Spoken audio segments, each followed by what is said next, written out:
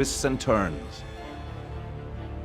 Upon reaching Cork City in Ireland's ancient east, the river splits into two channels, creating the island on which the city is built. The river meets the sea at Cork Harbour, one of the largest natural harbours in the world. Cork City was an important trading centre for the Vikings, and by the 18th century had become the principal trading port in Ireland, exporting grains, beef, fish, pork and hides, and importing coal, cloth, wine and spices. The Cork Butter Exchange was world-renowned for its exported salted butter. You can visit the Butter Museum there now and pick up a bag of handmade hard-boiled sweets nearby in Linehan's shop. The population grew from 20,000 in 1675 to 80,000 in the mid-1800s. This was due to the growth in industry in the city against the backdrop of the Irish potato famine, which drove many people from the land in search of opportunity and in a bid for their own survival. The Industrial Revolution brought many exciting changes. The steam railway was rapidly expanding across the country, and in the cities, lights were illuminating the once dark streets. The advent of steam-powered engines allowed industrial development to gain pace at a rate never seen before. New machines allowed more raw materials to be processed, more energy to be produced, more goods to be manufactured, and bigger, faster and better machines to be built faster.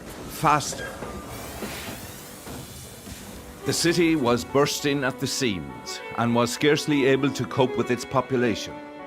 The rise of Cork's population was now putting pressure on the city's water system. Since 1768, water from the River Lee had been supplied using a wooden water wheel and two open storage reservoirs. Water flowed through wooden pipes to the homes of the wealthy city residents and merchant princes, willing to pay an annual fee of 2 guineas.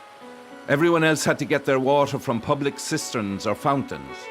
These were unreliable, and there were not enough of them to meet the demand of the population. Local reports at the time describe how public fountains were constantly besieged, and less than 1 in 10 people were able to fill a jug. The fountains were frequently the scene of violence and disorder. A report from 1852 states, "There are sometimes 40 to 50 poor girls and women there for several hours fighting and struggling to get water. Cursing, swearing and tearing of hair take place in a struggle for that great necessity of life." Some resorted to collecting water from the river, with many accounts of people falling in and drowning. The lack of a satisfactory water supply led to a decline in public health, and there were frequent outbreaks of dysentery and cholera, crowding the hospitals and infirmaries. The situation became so grave that the British Parliament passed the Cork Improvement Act in 18...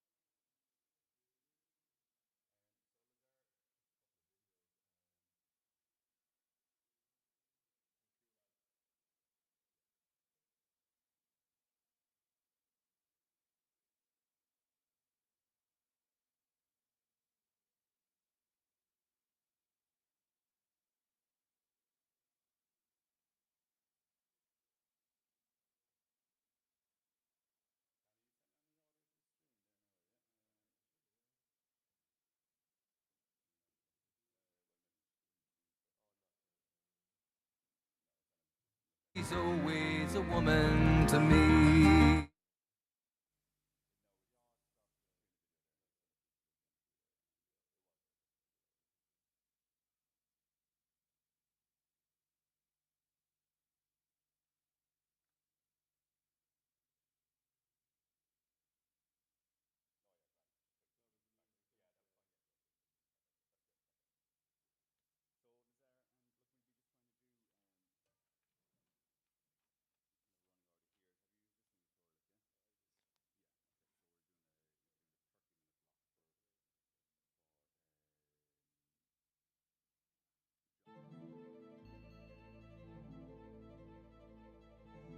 In the Sheehy Mountains, nestled between the kingdom and the rebel county of Cork, lies a lake.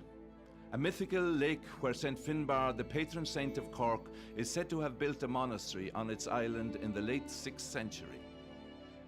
Legend has it that Finbar banished the great serpent Lugh from the lake here. And in doing so, Lugh created the channel which is now the River Lee, flowing through some 90 kilometers of magical landscapes, like the Gira, an eerie submerged glacial forest, before reaching Cork City in a meander of snake-like twists and turns. Upon reaching Cork City in Ireland's ancient east, the river splits into two channels, creating the island on which the city is built. The river meets the sea at Cork Harbour, one of the largest natural harbours in the world. Cork City was an important trading centre for the Vikings, and by the 18th century had become the principal trading port in Ireland, exporting grains, beef, fish, pork and hides, and importing coal, cloth, wine and spices. The Cork Butter Exchange was world-renowned for its exported salted butter. You can visit the Butter Museum there now and pick up a bag of handmade hard-boiled sweets nearby in Linehan's shop.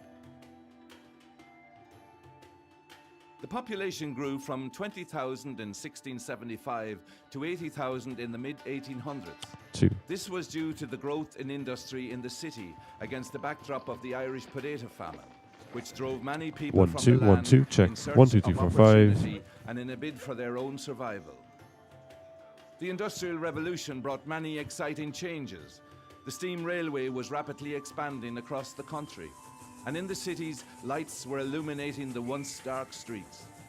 The advent of steam-powered engines allowed industrial development to gain pace at a rate never seen before.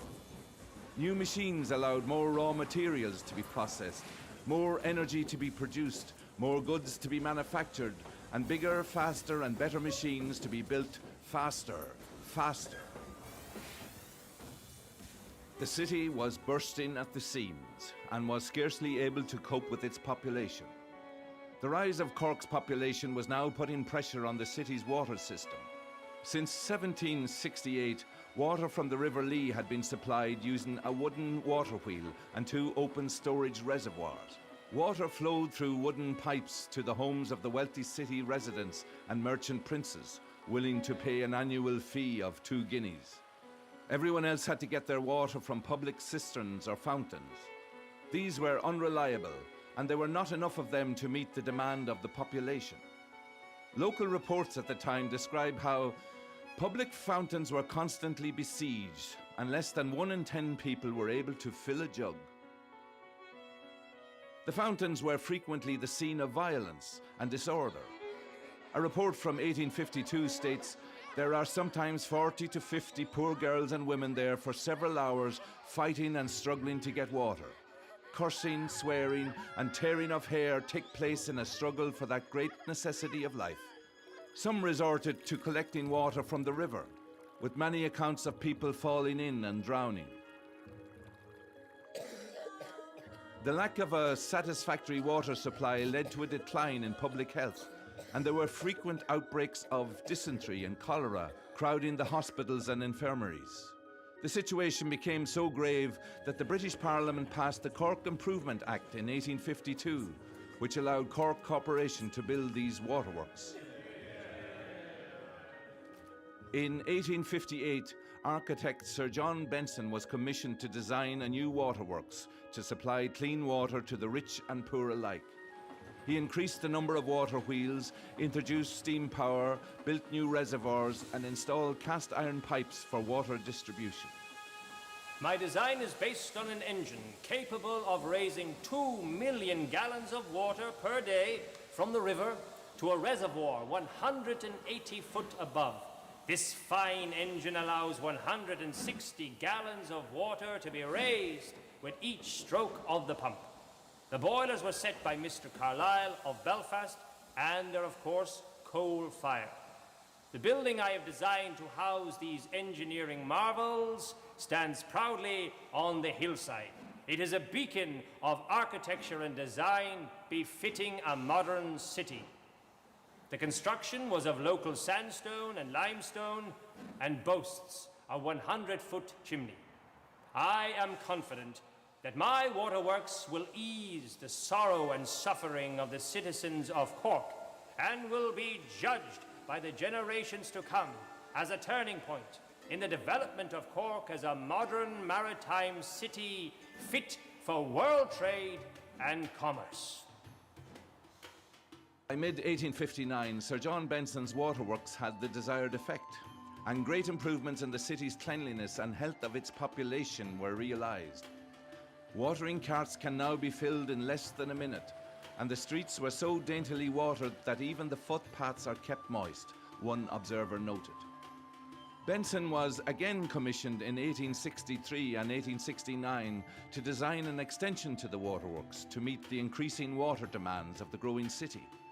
These are the buildings you see today, the only Victorian waterworks ever to be constructed in Ireland's ancient East.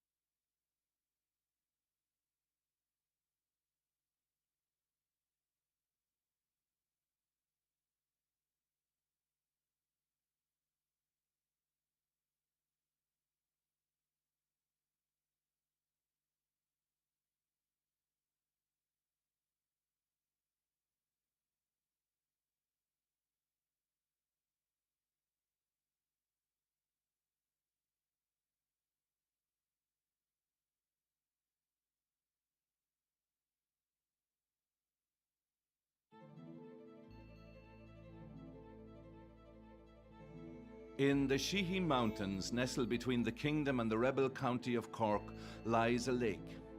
A mythical lake where St. Finbar, the patron saint of Cork, is said to have built a monastery on its island in the late 6th century. Legend has it that Finbar banished the great serpent Lugh from the lake here. And in doing so, Lugh created the channel which is now the River Lee, flowing through some 90 kilometers of magical landscapes, like the Gira, an eerie submerged glacial forest, before reaching Cork City in a meander of snake-like twists and turns. Upon reaching Cork City in Ireland's ancient east, the river splits into 2 channels, creating the island on which the city is built. The river meets the sea at Cork Harbour, one of the largest natural harbours in the world. Cork City was an important trading centre for the Vikings, and by the 18th century had become the principal trading port in Ireland, exporting grains, beef, fish, pork and hides, and importing coal, cloth, wine and spices. The Cork Butter Exchange was world-renowned for its exported salted butter. You can visit the Butter Museum there now and pick up a bag of handmade hard-boiled sweets nearby in Linehan's shop. The population grew from 20,000 in 1675 to 80,000 in the mid-1800s. This was due to the growth in industry in the city against the backdrop of the Irish potato famine, which drove many people from the land in search of opportunity and in a bid for their own survival. The Industrial Revolution brought many exciting changes. The steam railway was rapidly expanding across the country, and in the cities, lights were illuminating the once dark streets. The advent of steam-powered engines allowed industrial development to gain pace at a rate never seen before. New machines allowed more raw materials to be processed, more energy to be produced, more goods to be manufactured, and bigger, faster and better machines to be built faster. The city was bursting at the seams and was scarcely able to cope with its population. The rise of Cork's population was now putting pressure on the city's water system. Since 1768, water from the River Lee had been supplied using a wooden water wheel and 2 open storage reservoirs. Water flowed through wooden pipes to the homes of the wealthy city residents and merchant princes, willing to pay an annual fee of 2 guineas. Everyone else had to get their water from public cisterns or fountains. These were unreliable, and there were not enough of them to meet the demand of the population. Local reports at the time describe how public fountains were constantly besieged, and less than 1 in 10 people were able to fill a jug. The fountains were frequently the scene of violence and disorder. A report from 1852 states there are sometimes 40 to 50 poor girls and women there for several hours fighting and struggling to get water. Cursing, swearing, and tearing of hair take place in a struggle for that great necessity of life.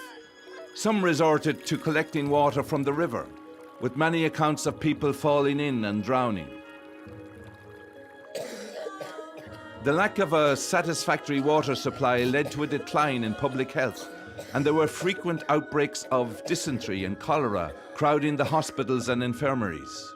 The situation became so grave that the British Parliament passed the Cork Improvement Act in 1852, which allowed Cork Corporation to build these waterworks.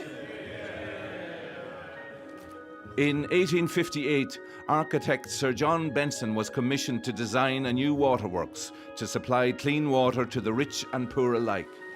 He increased the number of water wheels, introduced steam power, built new reservoirs, and installed cast iron pipes for water distribution. My design is based on an engine capable of raising 2 million gallons of water per day from the river to a reservoir 180 foot above. This fine engine allows 160 gallons of water to be raised with each stroke of the pump. The boilers were set by Mr. Carlyle of Belfast, and they're of course coal-fired. The building I have designed to house these engineering marvels stands proudly on the hillside. It is a beacon of architecture and design befitting a modern city. The construction was of local sandstone and limestone and boasts a 100-foot chimney. I am confident that my waterworks will ease the sorrow and suffering of the citizens of Cork and will be judged by the generations to come as a turning point in the development of Cork as a modern maritime city fit for world trade and commerce. By mid-1859, Sir John Benson's waterworks had the desired effect, and great improvements in the city's cleanliness and health of its population were realized. Watering carts can now be filled in less than a minute, and the streets were so daintily watered that even the footpaths are kept moist, one observer noted. Benson was again commissioned in 1863 and 1869 to design an extension to the waterworks to meet the increasing water demands of the growing city.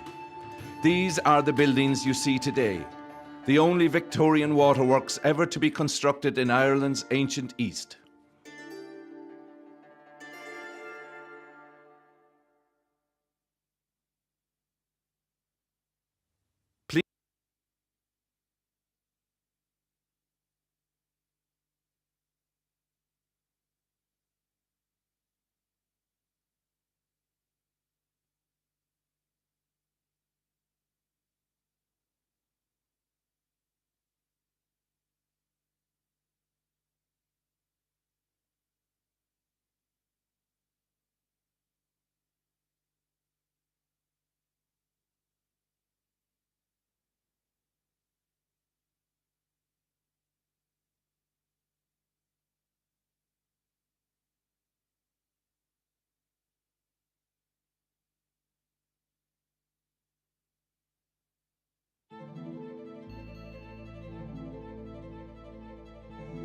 In the Sheehy Mountains, nestled between the kingdom and the rebel county of Cork, lies a lake. A mythical lake where St. Finbar, the patron saint of Cork, is said to have built a monastery on its island in the late 6th century. Legend has it that Finbar banished the great serpent Lugh from the lake here. And in doing so, Lugh created the channel which is now the River Lee, flowing through some 90 kilometres of magical landscapes, like the Gira, an eerie submerged glacial forest, before reaching Cork City in a meander of snake-like twists and turns. Upon reaching Cork City in Ireland's ancient east, the river splits into two channels, creating the island on which the city is built. The river meets the sea at Cork Harbour, one of the largest natural harbours in the world. Cork City was an important trading centre for the Vikings, and by the 18th century had become the principal trading port in Ireland, exporting grains, beef, fish, pork and hides, and importing coal, cloth, wine and spices. The Cork Butter Exchange was world-renowned for its exported salted butter. You can visit the Butter Museum there now and pick up a bag of handmade hard-boiled sweets nearby in Linehan's shop. The population grew from 20,000 in 1675 to 80,000 in the mid-1800s. This was due to the growth in industry in the city against the backdrop of the Irish potato famine, which drove many people from the land in search of opportunity and in a bid for their own survival. The Industrial Revolution brought many exciting changes. The steam railway was rapidly expanding across the country, and in the cities, lights were illuminating the once dark streets. The advent of steam-powered engines allowed industrial development to gain pace at a rate never seen before. New machines allowed more raw materials to be processed, more energy to be produced, more goods to be manufactured, and bigger, faster and better machines to be built faster. The city was bursting at the seams and was scarcely able to cope with its population. The rise of Cork's population was now putting pressure on the city's water system. Since 1768, water from the River Lee had been supplied using a wooden water wheel and two open storage reservoirs. Water flowed through wooden pipes to the homes of the wealthy city residents and merchant princes, willing to pay an annual fee of 2 guineas. Everyone else had to get their water from public cisterns or fountains. These were unreliable, and there were not enough of them to meet the demand of the population. Local reports at the time describe how public fountains were constantly besieged, and less than 1 in 10 people were able to fill a jug. The fountains were frequently the scene of violence and disorder. A report from 1852 states, "There are sometimes 40 to 50 poor girls and women there for several hours fighting and struggling to get water. Cursing, swearing and tearing of hair take place in a struggle for that great necessity of life." Some resorted to collecting water from the river, with many accounts of people falling in and drowning. The lack of a satisfactory water supply led to a decline in public health, and there were frequent outbreaks of dysentery and cholera crowding the hospitals and infirmaries. The situation became so grave that the British Parliament passed the Cork Improvement Act in 1852, which allowed Cork Corporation to build these waterworks. In 1858, architect Sir John Benson was commissioned to design a new waterworks to supply clean water to the rich and poor alike. He increased the number of water wheels, introduced steam power, built new reservoirs, and installed cast iron pipes for water distribution. My design is based on an engine capable of raising 2 million gallons of water per day from the river to a reservoir 180 foot above. This fine engine allows 160 gallons of water to be raised with each stroke of the pump. The boilers were set by Mr. Carlyle of Belfast, and they're of course coal-fired. The building I have designed to house these engineering marvels stands proudly on the hillside. It is a beacon of architecture and design befitting a modern city. The construction was of local sandstone and limestone and boasts a 100-foot chimney. I am confident that my waterworks will ease the sorrow and suffering of the citizens of Cork and will be judged by the generations to come as a turning point in the development of Cork as a modern maritime city fit for world trade and commerce. By mid-1859, Sir John Benson's waterworks had the desired effect, and great improvements in the city's cleanliness and health of its population were realised. Watering carts can now be filled in less than a minute, and the streets were so daintily watered that even the footpaths are kept moist, one observer noted. Benson was again commissioned in 1863 and 1869 to design an extension to the waterworks to meet the increasing water demands of the growing city. These are the buildings you see today, the only Victorian waterworks ever to be constructed in Ireland's ancient East.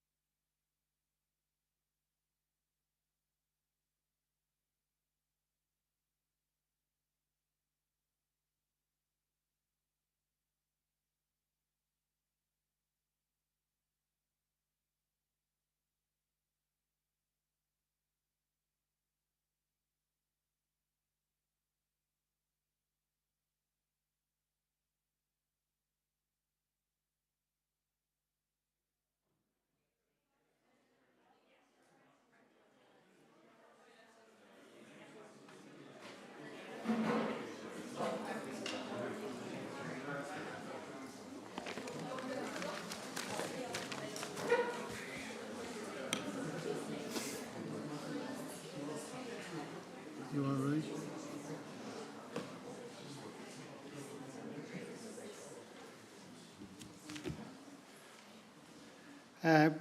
Good morning, everybody. Lord Mayor of Cork, Councillor Kieran McCarthy. Good morning, everybody out there. Welcome to the Old Cork Waterworks. We're based here in Cork City, just north of the River Lee in Cork. My name is Michael O'Brien, and I'm a member of Bishopstown and District Lions Club here in Cork. Our club is privileged and honoured to host this climate change seminar this morning on behalf of the 100 Lions clubs in Ireland. On the island of Ireland, we have 100 Lions clubs there. This morning we'll bring education, environment, sustainability, climate change directly into every classroom on the island of Ireland. I suppose personally I'm passionate and have been for the last 30 years passionate about the environment and biodiversity, and I suppose I'm an instant success after 30 years. So we are delighted to host these 100 TY classes all over Ireland who are viewing this event online. We also welcome 3 local schools in front of me from the school from Ballincollig and Bishopstown area. These schools represent all the people in Ireland who are not present here, and they'll be posing questions on your behalf to the eminent speakers which will be here shortly. Just to say, we're in a real classroom situation here. We're replicating normal classrooms throughout the country, and this particular classroom here hosts a different primary school, different primary class every day of the academic year, right? What is done here is science and technology is taught in a live environment to these primary school kids here. So this place is known as Lifetime Lab. This particular building here is Lifetime Lab, and it was opened in 2006. I am told, and I'm sure it's correct, that over 100,000 primary school children or pupils have gone through this particular classroom over the last 18 years. So that's a lot of people have gone through that. A lot of those people who've gone through here actually have gone on for careers in STEM subjects, science, technology, engineering and maths since then. So we're delighted that this is a kind of a springboard for their future career. So as I've stated earlier, this morning we'll bring together science, education, engineering and climate change in this location. So this morning's seminar, which will be opened very shortly by our eminent Lord Mayor, basically is divided in two. Before the break, we will talk about the effects of climate change in Ireland and the global south, 2 speakers. And then after the break, we will have 3 speakers outlining the good news in effect. In other words, what we are doing about climate change, how we are combating it in the offices, in the schools, in the homes, and indeed in the corporate environment as well. Each of the schools attending online, they should have received a questionnaire or a booklet or a workbook with questions that will reflect each of the speakers. Now, some of these questions may be a bit challenging, so just to remind you, if you can't answer the questions the first time around, the event is being recorded and it will be in recorded mode in perpetuity, so that will give you a chance to answer the questions later on down the road. So now, before the Lord Mayor comes on, we have 2 speakers who will be saying a few words. The first of them is the eminent Professor John Sweeney from Maynooth University, who is a well-known climatologist, both nationally and internationally. So I'll now ask Professor Sweeney to say a few words.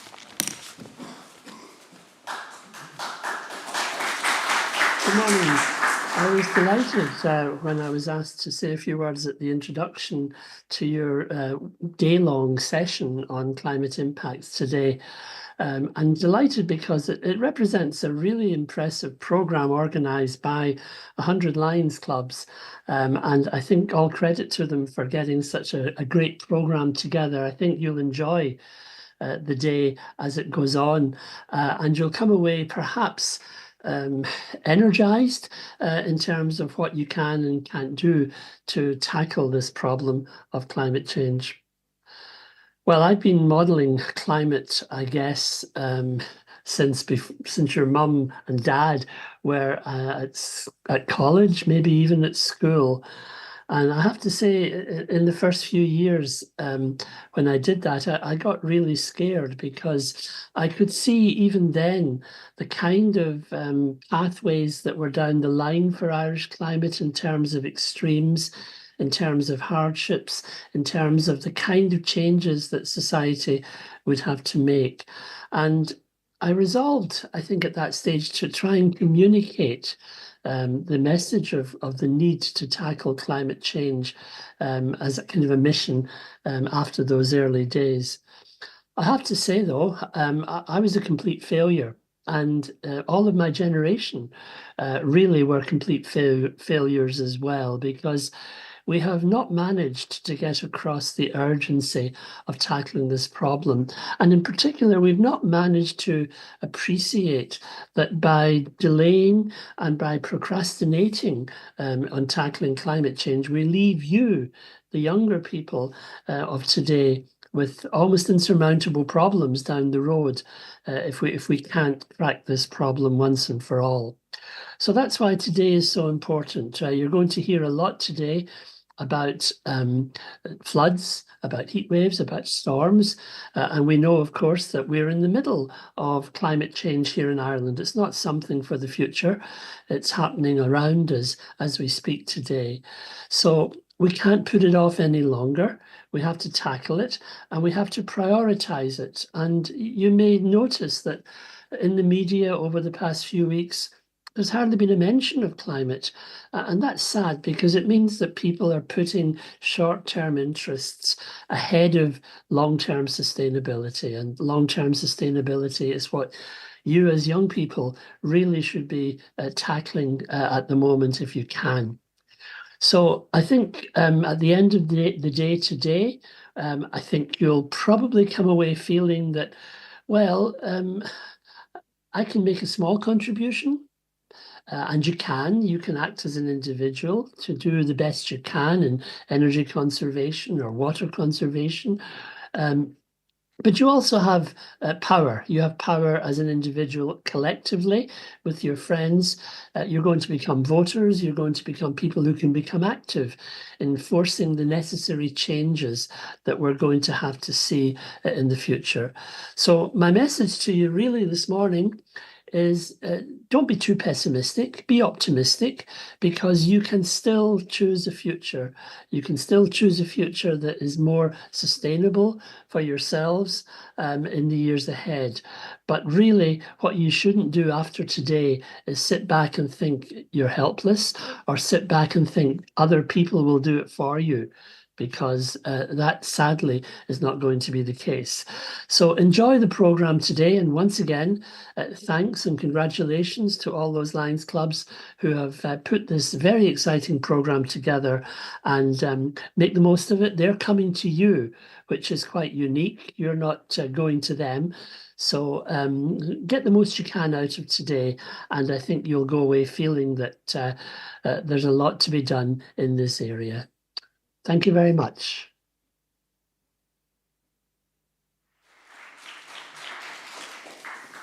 Thank you very much, John. John has been a very good exponent over the last number of years about climate change, both here and abroad. And unfortunately, he was unable to come here. I believe his commitments somewhere abroad tackling climate change. Our next welcome address comes from the Chief Executive of Cork City Council, Anne Doherty. Cork City Council is one of the two sponsors of this event today, so I'll now ask Anne just to say a few words before I introduce the Lord Mayor. Thank you. I am delighted to lend my support to this ambitious and meaningful climate event run by the Lions Club Ireland. This event is taking place in the Old Waterworks, which serves as a reminder of one of the greatest achievements in human health, water sanitation. Today, the Old Waterworks serves our current city as a centre for scientific learning. Our next great challenge is climate change, so the choice of the Old Waterworks seems fitting. It is the responsibility of everyone at every level to act on climate. The Lions Club Ireland's motto is ordinary people doing extraordinary things, and this could serve as a guiding mission for our time. The participation by transition year students, both in person and online around the country, is a key part of that mission. We need everyone to bring positive climate action into everyday life. We must work together across generations, across borders, to make our climate aspirations a reality. Every action matters, and we need to unite in our shared climate mission. Thank you for your work and commitment, and for making this a great event a reality.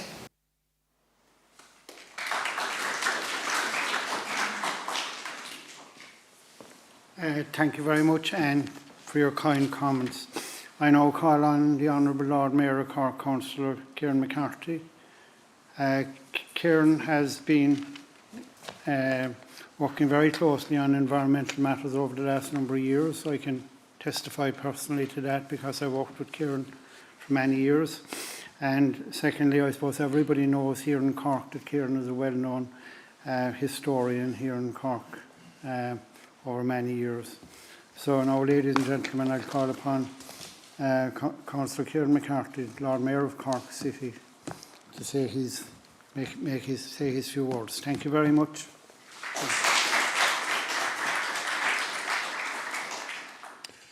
Dear Michael, dear representatives of the Cork Lions Club of Ireland, dear teachers, dear students, dear friends, thank you so much for making such a huge effort to be at this really, really important event.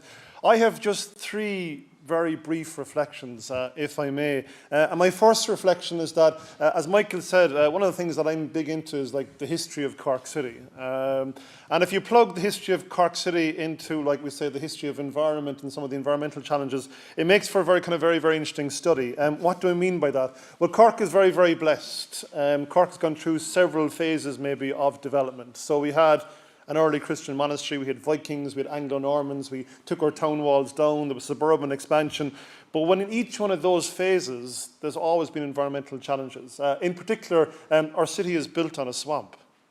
So over the last 20 years, for example, when we find Viking age houses from 1,000 years ago underneath our South Main Street, we say the remains of fences trying to keep the water out. We'd find the remains of, little channels of water to try to keep the water in, for the provision of water. Or if you think about, 18th century Cork, that we took our town walls down and we developed canals amongst these 16, 17 marshy islands. A case in point is St. Patrick's Street.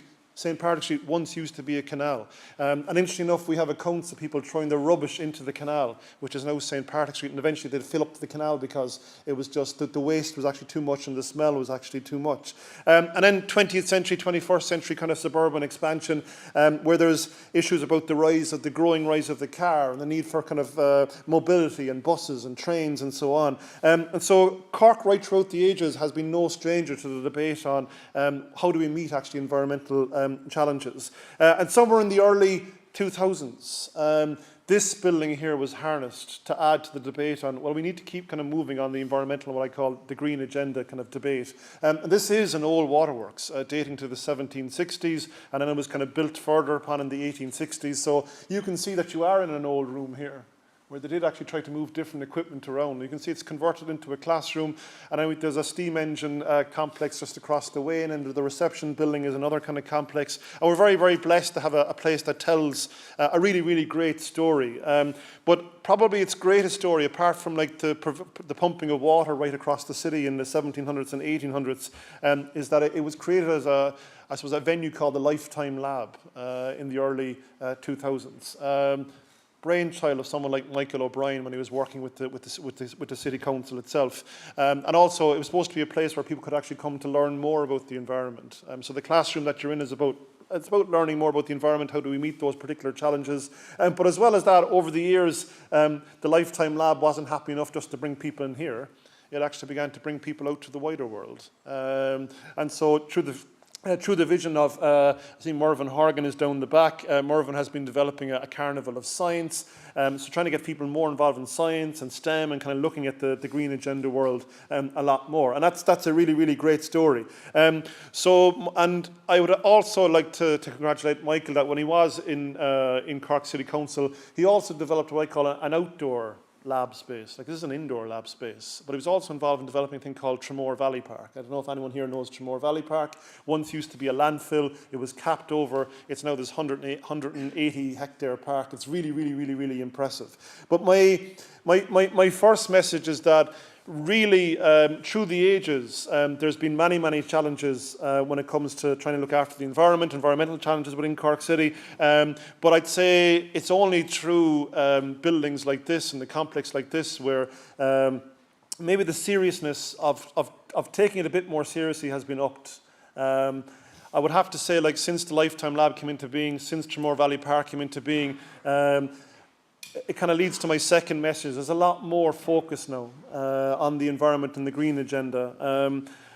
My second message is a reflection on that. My dear friends, I've been a councillor in Cork City Council for 15 years.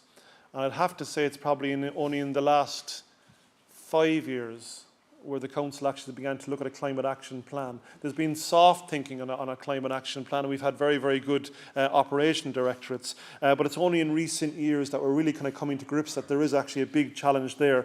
And I think a lot of that as well is connected with broader approaches, like when you look at cities right across Europe and across the world, approaches to how we plan cities and placemaking are changing, as well as that public expectation is actually rising.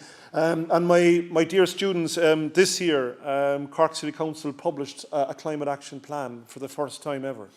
So one thing having the history of the stories and the challenges, but our climate action plan has like 129 initiatives, actions within it, and it's looking at kind of development more of parks and tree strategies, mobility, air quality, water, energy, social housing and retrofit, digital agenda, and also school gardens, and also community gardens. The city is blessed that we actually have 25, 26 community gardens, no mind the growing number of school gardens. So it's great that we actually have a climate action plan in place, and we need everyone to partner up with us to make sure that's kind of delivered. So my second message is that approaches have changed in the last 20 years, but it's only the last 5 years where I'd say local governments right across the country and in Western Europe actually have moved to create climate action plans. My third message to you, my final message to you, is that very much to achieve success and maybe to offer a reflection on success, I think we do need to see a lot of the challenges as opportunities. I think at this moment in time, we just see the challenges of climate action as, oh, they're just problems. But we need to turn those on their head a little bit. If there's an opportunity to develop more parks, plant more trees, that's actually good for public health. If there's an opportunity to create more energy awareness projects and to roll out more energy projects, energy reduction projects, I think that's a knock-on effect on the purse of the consumer. So we need to think of the challenges as opportunities, but nevertheless, we are playing catch-up. A massive game of catch-up. In other words, like we're behind the curve of the narrative that we do need to learn how to change, but we're way back here. And we aren't even close to actually catching up. And then we need to catch up and actually keep moving with the curve as well of change. And Michael said that we need young people like yourselves. I'm of the view, there's a perspective out there that, oh, you are the future. You're not, you are the present day. During my school visits in September, October, I met 35,000 young people. 1/5 of the city's population actually are young people. We need you now in the present day to help us. We can't wait for you to grow up. We need you now. And I say that very sincerely. There's also a public expectation out there that change needs to happen, but there's also the reality of learning how to change. You can't just say to someone, you need to change. You're like, well, how am I supposed to change? You need to learn how to change. Also, local government needs to team up more with schools and elements projects like the Lions Clubs of Ireland. And also one of the biggest challenges, my last kind of reflection on this is investment is huge. We need money if we need to change big infrastructure projects. I've just realised I've thrown a lot of information there and kind of a lot of messages at you, but very much it comes down to that we need to keep kind of developing the narrative that we're moving towards a green and kind of digital and just transition. As well as that, we need to make sure that the 129 actions of, for example, Cork City Council's Climate Action Plan are achieved. No mind that there are schools listening in from across the country. Get on to your local council, have a chat with them on what they're doing on their Climate Action Plan. And as well as that, we need to make sure that we do meet the challenges, such as the catch-up narrative, expectation, governance and partnership investment. And that's really, really, really, really important. So those are some things that I wanted to share with you this morning. My sincere thanks again to everyone who will be speaking here this morning, and also to the Lions Clubs of Ireland for their messages and for their hard work and organisation on this as well. Garmina Magav.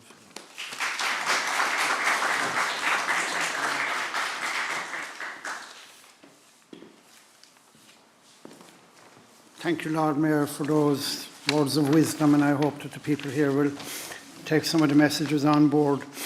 My next speaker now is John Slattery. John is County Engineer, Cork County Council.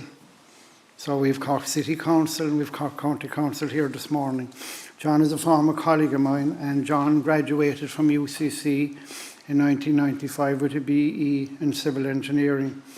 Not happy with that, he moved on to Trinity and he got an MEng in Civil Engineering in 1997. He's a chartered engineer and he's also a fellow of Engineers Ireland.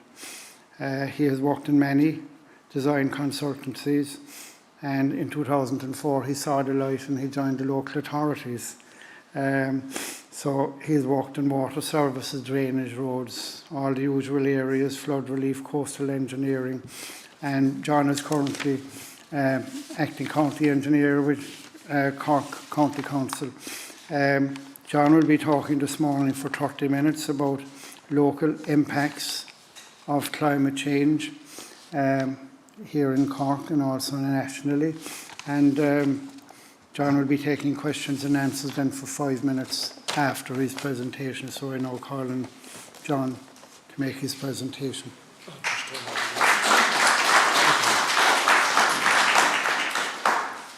Thank you, Michael. Good morning, everybody. I'm delighted to be here and very appreciative of the opportunity given to me by the Lions clubs to reach out to you this morning and speak to you about the local impacts of climate change. The presentation content, just to summarise it there before we get stuck into it. We talked briefly there about global warming and climate change. We'll talk about the climate change effects on Ireland as a state, and then we go local and we look at the challenges for Cork County Council. We'll talk about a recent snapshot in respect of the impacts of climate change on the local authority. That's in the shape of Storm Babette, which occurred last October time. And we'll talk about the state response to dealing with this challenge. So a brief recap now on global warming and climate change. I'm sure you're all very familiar with the concept. I suppose fundamentally, as a species, we're burning stuff to beat the band. We can't blame gorillas or whales, unfortunately, on this one, because no other species has mastered the art of lighting fires. And we've been doing it for a long time now, and we've been doing it on an industrial level since the Industrial Revolution. And you can see the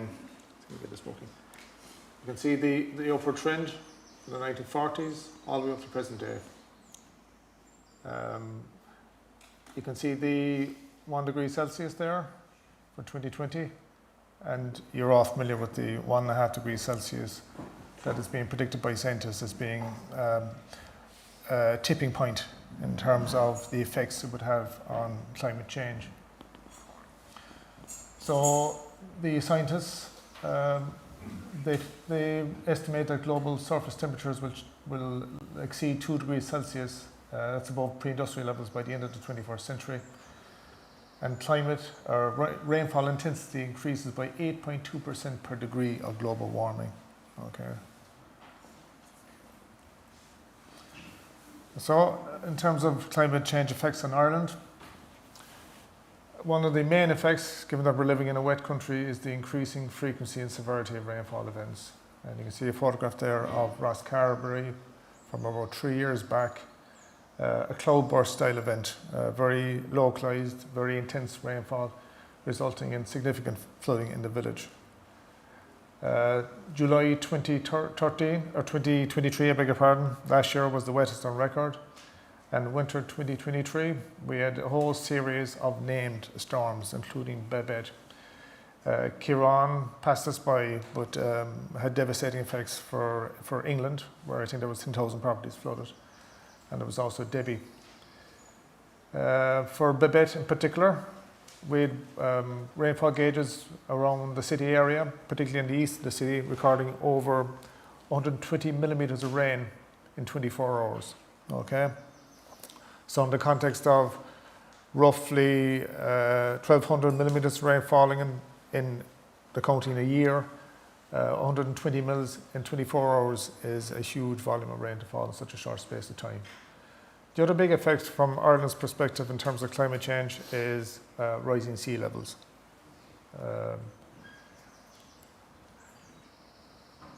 Here we have a photo montage of some of the devastation associated with the effects of climate change.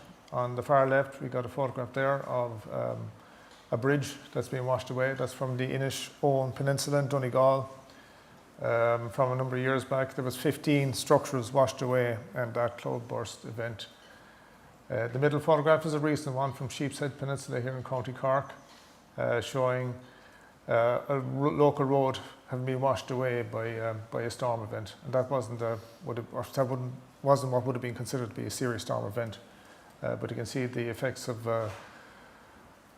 climate change are impacting on infrastructure that hadn't previously been impacted upon. On the far right here is an interesting one. That's the main street in Bantry after Storm Francis.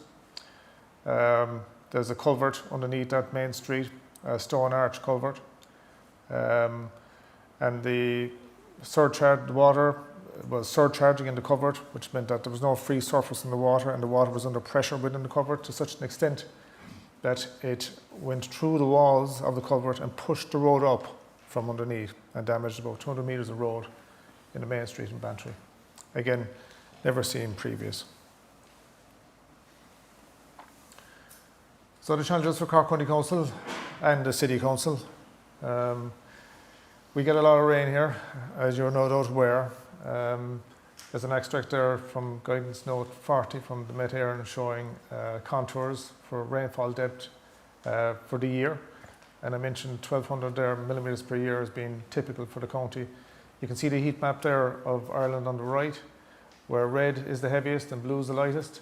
And you can see that for West Cork, large parts of South Kerry, Galway, Mayo, Donegal, all the western seaboard were very exposed to high levels of rainfall. I don't know if any of you guys do surfing, you might recognise this location. Hopefully you'll be in better weather when you're surfing down there than what was experienced by the occupants of this bus. This is Garrettstown Beach, with a school bus battling through spray coming off the ocean. So increased severity of storms, rising sea levels, and we're into situations like this. So for Cork County Council in particular, we have a very big county. It's the biggest in terms of geographical area. We have a large asset base, an example being we have 12,000 kilometres of roads, and we estimate over 3,500 bridges on the roads network. So you would have seen the damage done by climate change effects there on the bridges up in the Inishowen Peninsula and Donegal on the previous slide. We have a similar exposure here in Cork County Council, except it's multiplied because we have so many.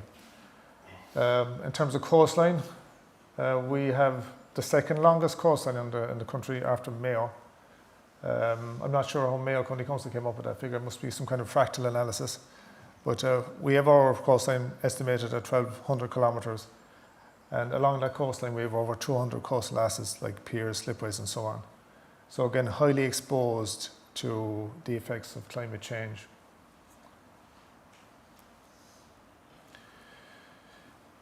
In terms of challenges for the county, here's just a snapshot of screen grab from the Cork County Council GIS with environmentally designated areas highlighted throughout the county. And you can see that large swathes of the county have got some environmental designation attached to them. Now that's great because it protects the environment. But from the point of view of delivering physical infrastructure, it creates a complication. And there are some areas where we effectively can't do any work because of the environmental constraints. Say like freshwater, Pearl and Mussel now, for example, in our river catchment. You can see the black water there on the top of the screen. Freshwater, Pearl and Mussel are critically endangered, and any works in the catchment that could negatively impact on the freshwater, Pearl and Mussel have to be very carefully considered. And the perennial problem for local authorities, the issue of funding and trying to get sufficient funding to match our needs. Right? So you could argue that this challenge of dealing with the effects of climate change, it's a comparatively new challenge. I know the professor spoke earlier about the scientific community being aware of climate change for a long time now, but it only came into public consciousness in the last decade, I would say, and certainly was thinking about my own situation when I was in your age. I started UCC in '91, which is a long time ago from your perspective, not so long from my perspective. But when I went into UCC, there was no talk of climate change. So it's a relatively new phenomenon, and the costs associated with dealing with the effects of climate change, these are areas that have not yet had dedicated funding streams established for them. Now, I know on the road side, there's a climate change adaptation and resilience funding stream that the Department of Transport has set up. But you're talking small money. For Cork County Council now, for example, you're talking about €2.5 million per annum, right? In the context of a 75 odd million budget allocated by the Department of Transport for road maintenance generally in the county, right? So funding is a big challenge in the whole area of climate change adaptation mitigation. Now getting down to a snapshot, as I mentioned earlier, of what climate change means for us here locally. Storm Babette is a very good example. It occurred in October of last year. It had been signalled by Met Éireann as being a status orange weather event, but as it transpired, it was a red event. The forecast at the time was based on the average rainfall predicted for the county area as a whole.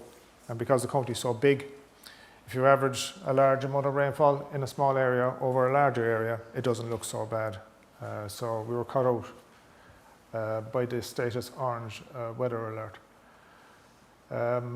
In terms of what that meant on the day for Cork County Council, we have a severe weather assessment team. I'm a member of that team. That's senior managers in Cork County Council who can make decisions in order to respond adequately to the event. So the SWAT team was convened twice on the day. The area engineers activated plans, emergency response plans locally. Road crews were deployed to inspect problematic areas like gullies, gratings and so on. Debris was cleaned from drains and inlets and gullies. Sandbag supplies were checked and made ready for distribution. Traffic management signage docks were checked and made ready for redeployment. And communication updates were issued through Cork County Council social media feeds and through the media on a regular basis. So that sounds very prosaic, but that's the nuts and bolts of the local authority response on the day. Continuing with Babette, you can see a photograph here of a gentleman in a kayak, kayaking up the main street of Middleton with cars partially submerged. Speaking to a friend of mine who works as a painter in Middleton, he lives in Middleton, and he said he got a phone call from a friend of his who had a shop in Main Street, and he asked Phil to go down and help him get stock up to a higher level. And Phil was saying to me that literally in no time at all, the water went from about knee level up to chest level in the shop. So the owner Corab broke his banks in 3 locations, in fact. At lunchtime, there was a large volume of water came through the town. It was averaged about 1 metre in the town centre, deeper in locations.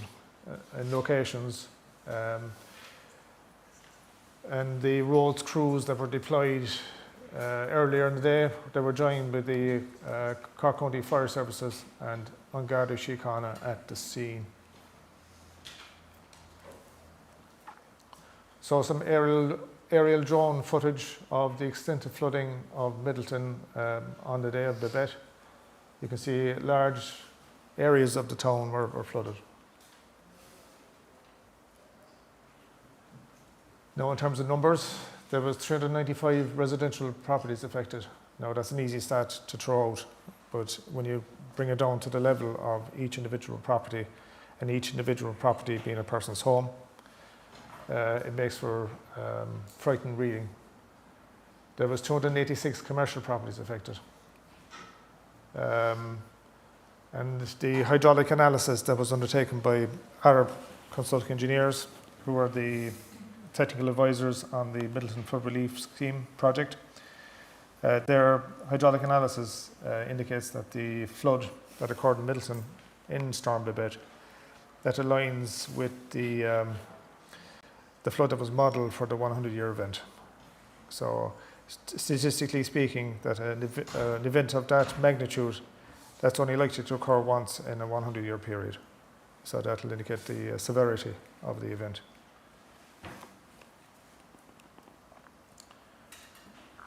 Now, in terms of the ongoing response to Storm Babette, on the day the emergency flood plan was activated, a crisis management team was notified, the local coordination group was established and a meeting convened This included Cork County Council, would have been led by Cork County Council, Cork County Fire Services, the HSE and An Garda Síochána.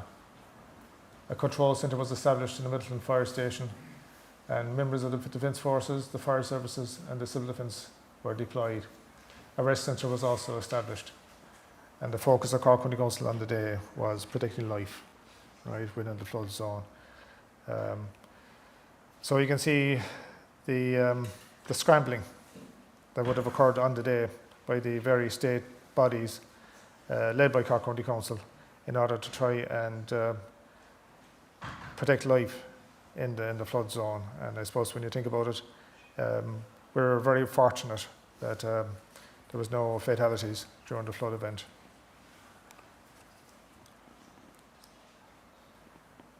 In terms of the describing the level of resources deployed to Storm Babette on the day, this will give you a good indication. 5 units of the County Fire Services, including 50 members and 8 fire tender. 1 unit of the Cork City Fire Services, a boat crew. So thanks to our colleagues in the City Council for their assistance. 35 members of the Civil Defence, including 4 boats and 10 vehicles. 10 members of the Defence Forces, including 4 jeeps, 1 high axle truck and 2 boats. 2 units of the Irish Coast Guard. 35 Cork County Council roads operations staff, including vehicles, and 13 members of An Garda Síochána. So a huge effort on behalf of the various state bodies. Here's some photographs now from the day with the Coast Guard, and you can see how badly flooded these properties are here.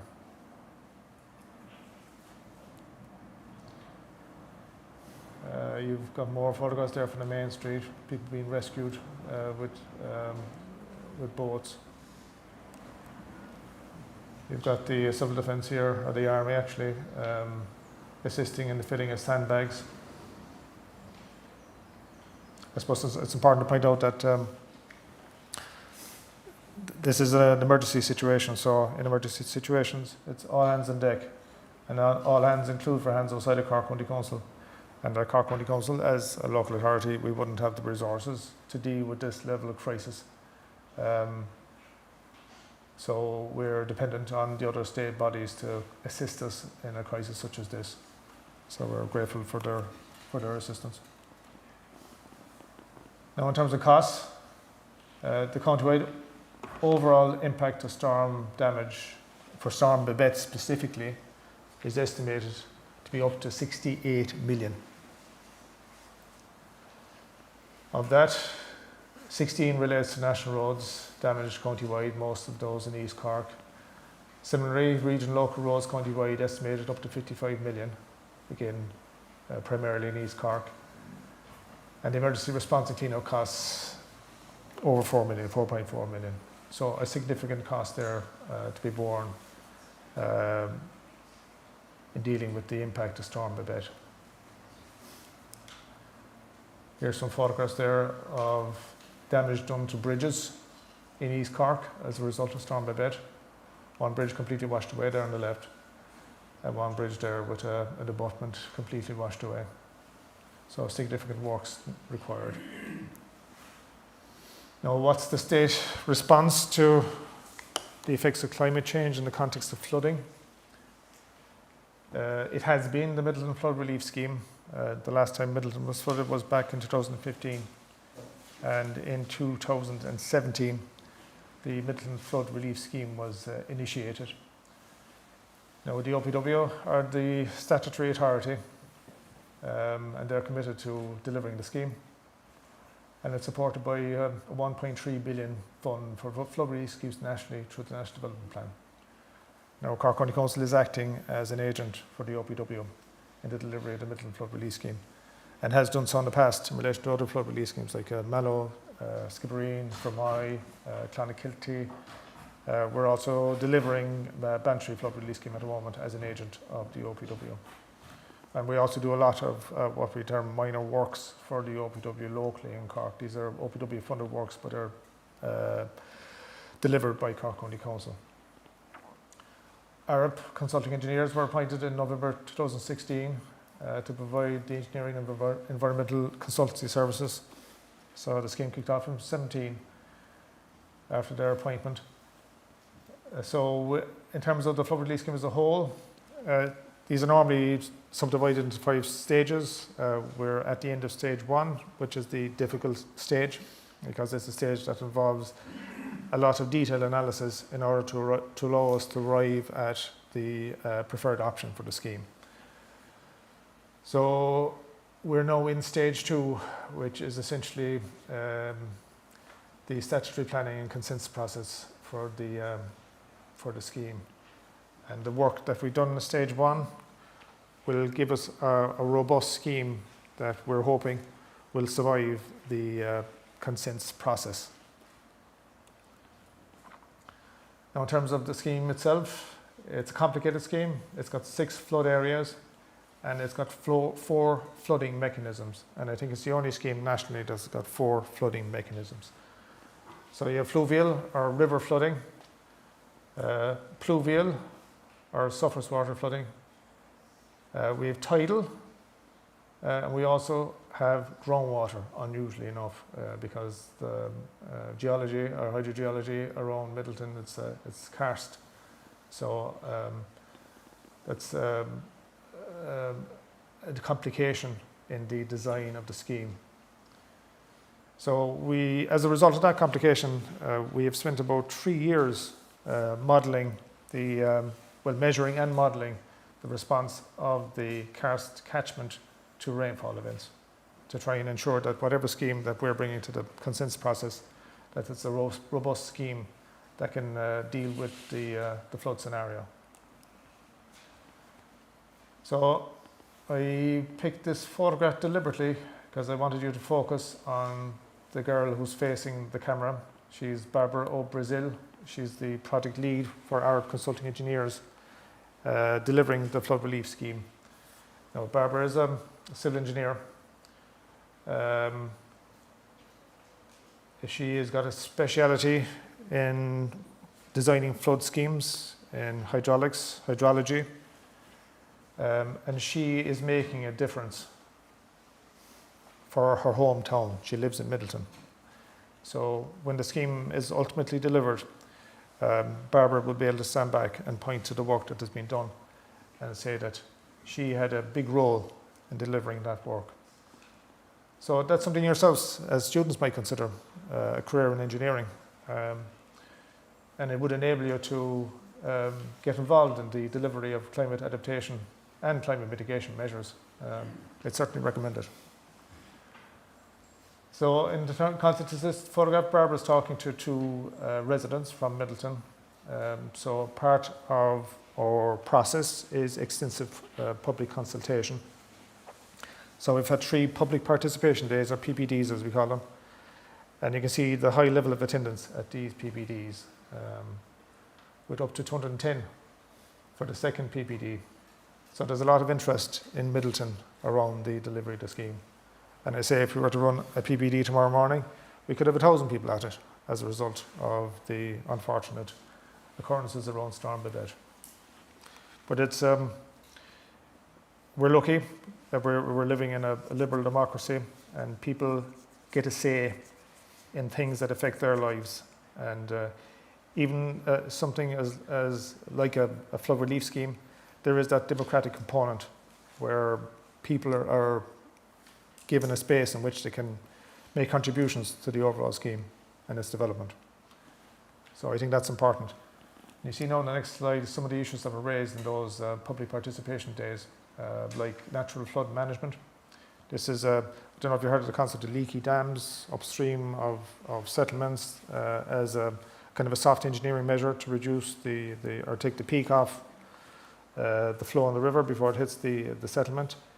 You might look at Pickering in Yorkshire as an example if you're interested. The public have also mentioned their concerns around climate change, which is why we're here this morning to discuss the local impacts thereof. So in terms of the scheme itself, additional work was carried out because of the public engagement, and that included for a natural flood management assessment. Now, as it transpired, the catchment upstream of Middleton is small and flashy, and there's only minimal opportunity within that small flashy catchment to implement natural flood management measures. And there's also the scheme Climate Change Adaptation Plan. Both of those assessments and plans were the first of any flood relief scheme nationally, so Cork County Council are effectively piloting these approaches, and these approaches can be rolled out on other schemes that are being delivered nationally by the OPW. So when the preferred scheme is delivered, it will protect 580 properties against a 1 in 100 year fluvial flood event and a 1 in 200 year tidal event. Okay, and you can see the cost there. We had 68 million there for the roads aspect of it.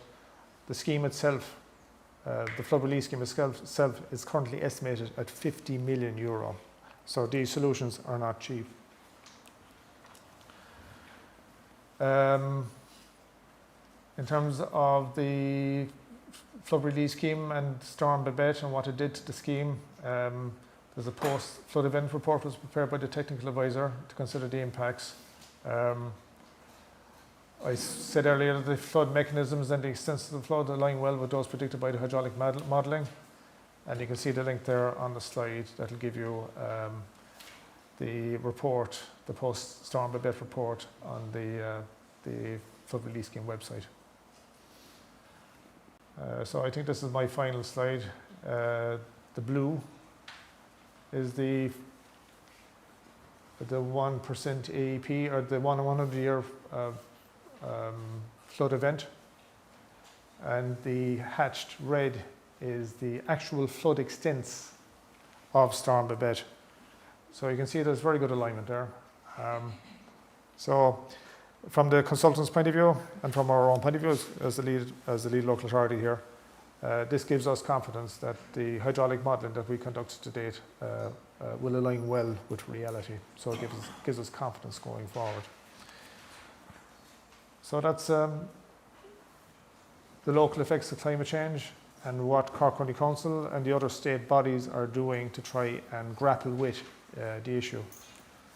So I thank you all, and I wish you all the best in your education and your future careers. Thanks, Michael.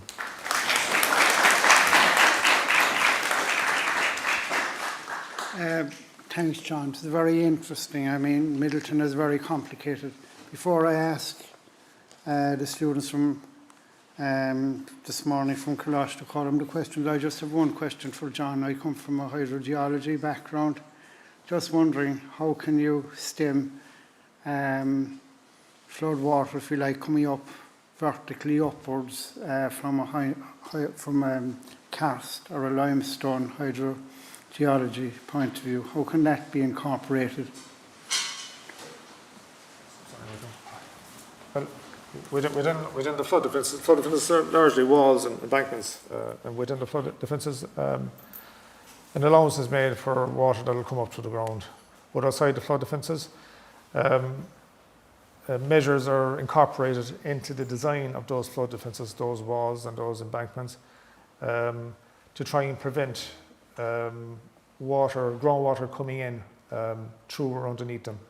So, for example, now on the eastern side of Middleton, the Middleton Northern Relief Road Phase 3 is being built, and as part of that construction, there's a large embankment on which the road will be built. So incorporated into that embankment will be an impermeable core, and that will stretch down maybe 6 metres into the ground below existing ground level to prevent groundwater coming into the defended area.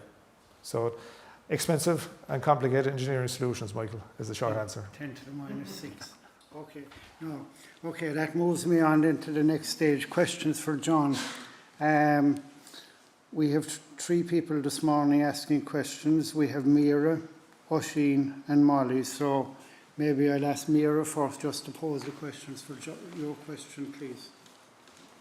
Why can't Cork County Council go in and fix the flooding problem as soon as possible and once and for all? Thanks, Mira. Well, I suppose the answer to your question goes all the way back to 1945 and the 1945 Arterial Drainage Act. So we don't have a statutory basis on which we can do it, Cork County Council can do it. The entity with whom the statutory responsibility lies is the OPW, the Office of Public Works. but the legislation provides for the OPW to nominate an agent to act on their behalf locally. So Cork County Council is, in effect, doing what you're suggesting we should be doing. So we're acting on behalf of the OPW. I mentioned there in the presentation, Mira, that we've had the flood relief scheme on the go now since 2017, and we're now in 2024, and we're at the end of stage 1, starting stage 2 of 5 stages. The reason why it takes so long to arrive at preferred design option is because of the complication associated with design, and because of the need to ensure that the scheme will A, work from an engineering perspective, and B, will have all the necessary environmental consents and permits in place to allow it to survive the planning process. There's no point in Cork County Council or the OPW rushing the scheme and then arriving in a situation whereby the scheme is knocked over at planning stage by some challenge or so on. We need to have a robust scheme in place that will work when it's built. So there's a lot of work attached to it. Okay, so next question from Oisin, please. The damage done by the storm was over €60 million county-wide. Does that include the cost of damage done to domestic households? No, it doesn't. It doesn't. That's purely for public infrastructure, mainly roads. A lot of damage done to roads, as I outlined there in the presentation. About €68 million worth. The domestic side of it, that's not something Cork County Council will get involved in. That's more of an issue for the Department of Social Protection, which have gotten involved there. And also private insurance would cover those costs too. Okay. And the third one is from Molly, please. Did the flood protection works in Fermoy, Mallow, etc. protect these towns against Storm Babette? Yes, and as part of our communication piece there around the Middleton Flood Relief Scheme, what we're doing is we're going to take members of the Chamber of Commerce in Middleton up to meet members of the Chambers of Commerce in towns that have been successfully defended in the past, and that we feel will give people assurance that the work that we're doing now in delivering the flood relief scheme for Middleton, it will work, and their businesses and their properties will be protected once the scheme is delivered. So yes, it's worked very successfully. All right. So thank you very much. Thank you, Molly.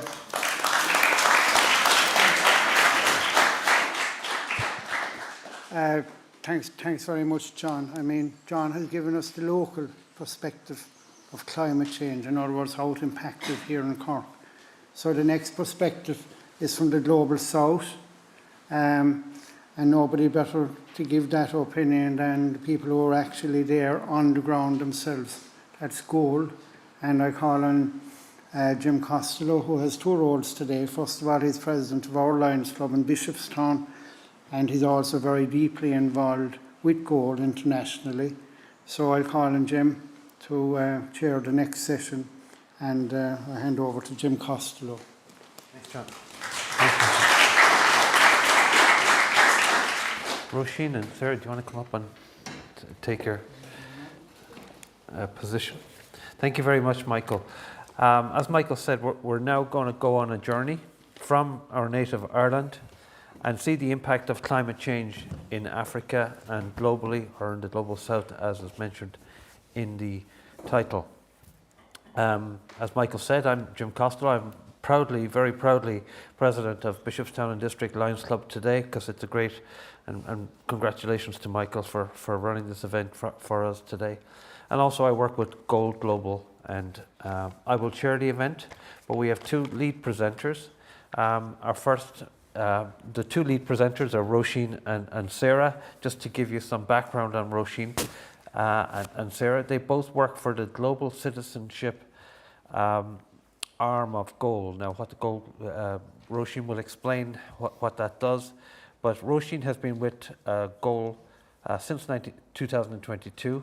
She's over 10 years of international and Irish-based experience as an artist and a facilitator. She advocates for gender equality, human rights, peace and inclusion through the arts. Roisin collaborates with organisations like Smashing Times Theatre Company, the Samaritans, and Cyclone Rep Theatre Company. She holds a Master's in Gender, Politics and International Relations with UCD, and beyond work she enjoys hiking, cinema and spending time with dogs. And Sarah Tanishka Nathan, and Sarah is co-chair of the Goal Next Generation Youth Network, joining the programme this year, or last year I should say. She's a passionate advocate of youth empowerment and global change, collaborating with peers across the world to further examine the systems that perpetuate inequalities. Sarah has recently completed a Master's in Global Health with Trinity College Dublin. So over to you, Roisin, and to Sarah. Thanks very much, Jim, and thank you everyone for being here today and those online. And I first want to say thank you so much to the Lions Club for inviting Goal to be here today to give the really important perspective of the Global South. It was really interesting to hear the impact of climate change on Cork, and yeah, we're really honoured to be able to give the perspective of the Global South. And I will talk a bit about what I mean by Global South as well in a minute. So as Jim said, we are Goal, and specifically we are Goal Next Gen. And Goal Next Gen works with young people all over Ireland to empower them to take action on the dimensions of humanitarian crises. So first I'll just kind of go through who Goal are in case anyone hasn't heard of us and what we do. We are a humanitarian response agency who were established in Dublin 45 years ago. And our role is to work with highly vulnerable communities and people around the world to help them to recover from and respond to humanitarian crises. And when I say humanitarian crises, that can be climate change related disasters, it can be conflicts or famines, or anything really that's an emergency that people need support with. So we work with these communities to help them to strengthen their local systems so that they can lift themselves out of poverty and vulnerability. We're currently working in over 15 countries across Africa, the Middle East, Latin America and Ukraine. And there's a map here of the different regions that we're working in. So I've said a few times the word Global South, and in case anybody doesn't know what that means, it would have traditionally been called Developing World or Developing Countries, but we now say Global North and Global South because it's a bit more complicated than just developed and developing. So when I refer to Global North, that's generally richer countries that tend to be in the northern half of the world, but not always, but generally. And then Global South tends to be in the southern part of the world, not all countries in the south, but generally that's where they are. And those are countries who might be poorer, they might not have as stable political systems or infrastructure. And so that's what I mean when I refer to Global South and the impacts of climate change on the Global South. But you'll see on the map here as well, there's a pin in Ireland because that is where Goal are based, our headquarters is based, and that's where we're working with young people like yourselves to talk about climate change and different issues and to empower you to take action alongside organisations like Goal. So we do this through our global citizenship work, and global citizenship, people might not really know what that means or what that is, so we're going to talk a little bit about what that means, and then I want you to maybe have a think about what it would mean to you as the presentation goes along. So this is the United Nations definition of global citizenship. It's the umbrella term for the social, political, environmental and economic actions of globally minded individuals on a worldwide scale. So that might be a bit wordy and a bit mouthy. So I like to think of it as being a citizen of the world. So something that transcends my citizenship to Dublin, where I live, or my citizenship to Ireland, but that transcends geographical borders. And so as a citizen of the world, we have rights, but we also have responsibilities, and responsibilities to everybody to ensure that everyone has basic access to their needs and that responsibility to strive for a fairer and more sustainable future for everybody. So how we do this then, I'm going to go on to the next slide, is through public engagement. So we go to, we have corporate workshops where we go into workplaces and talk about climate change or food crises. We also go to events, like the top picture here is at Electric Picnic and different festivals around the country. And we also have our digital campaigns. So that's a really important aspect of our work, is engaging with young people online. So through our Instagram, our X and TikTok account, we are at Goal Next Gen. And we run engagement campaigns there where young people like yourselves can message us, get involved in what we're doing, and try and make the world a better place. We also have our youth engagement then, which is very much the heart of everything that we do at Goal Next Gen. So working with young people, as I said, through schools. We work with children as young as 5 up to Leaving Cert age. And then we have our youth programme, which is aged 18 to 25-year-olds. So whenever you're 18, please get in touch and feel free to join us. We work with young people like Sarah, who you'll hear from in a moment, on a programme throughout the summer where we really delve into how climate change is impacting the Global South, issues like gender equality and food shortages. So that's kind of an overview of what we do and how we do it. And one of the topics that we engage on is climate change and how it is impacting the Global South, which Sarah is going to go through in a bit more detail. But one thing I just want to share with you all first is that the climate crisis is also a crisis of inequality. So those who have contributed the least to the climate crisis are actually being impacted the most. So there's some kind of stats and figures here, but first of all, it's important to say that climate change is a top driver of crises for poorer countries. So in areas like the Horn of Africa, where we're working, or in Ethiopia specifically, they are dealing with, really long periods of drought that is leading to famine. And that issue is being driven by climate change. In other parts of the world, there are conflicts that are actually, studies have shown that climate change and climate-related disasters are actually now becoming a catalyst for conflict. So issues that you might not even think are linked can be linked to climate change. So climate change can be one of the top drivers of the crises that we're responding to around the world, particularly for those Global South countries. As I said, the climate crisis is a crisis of inequality. So poorer communities are being impacted more by climate change. Yes, we are definitely being impacted here in Ireland, but we have the resources to adapt. You learned a lot earlier about how Cork County Council is adapting, and it's brilliant.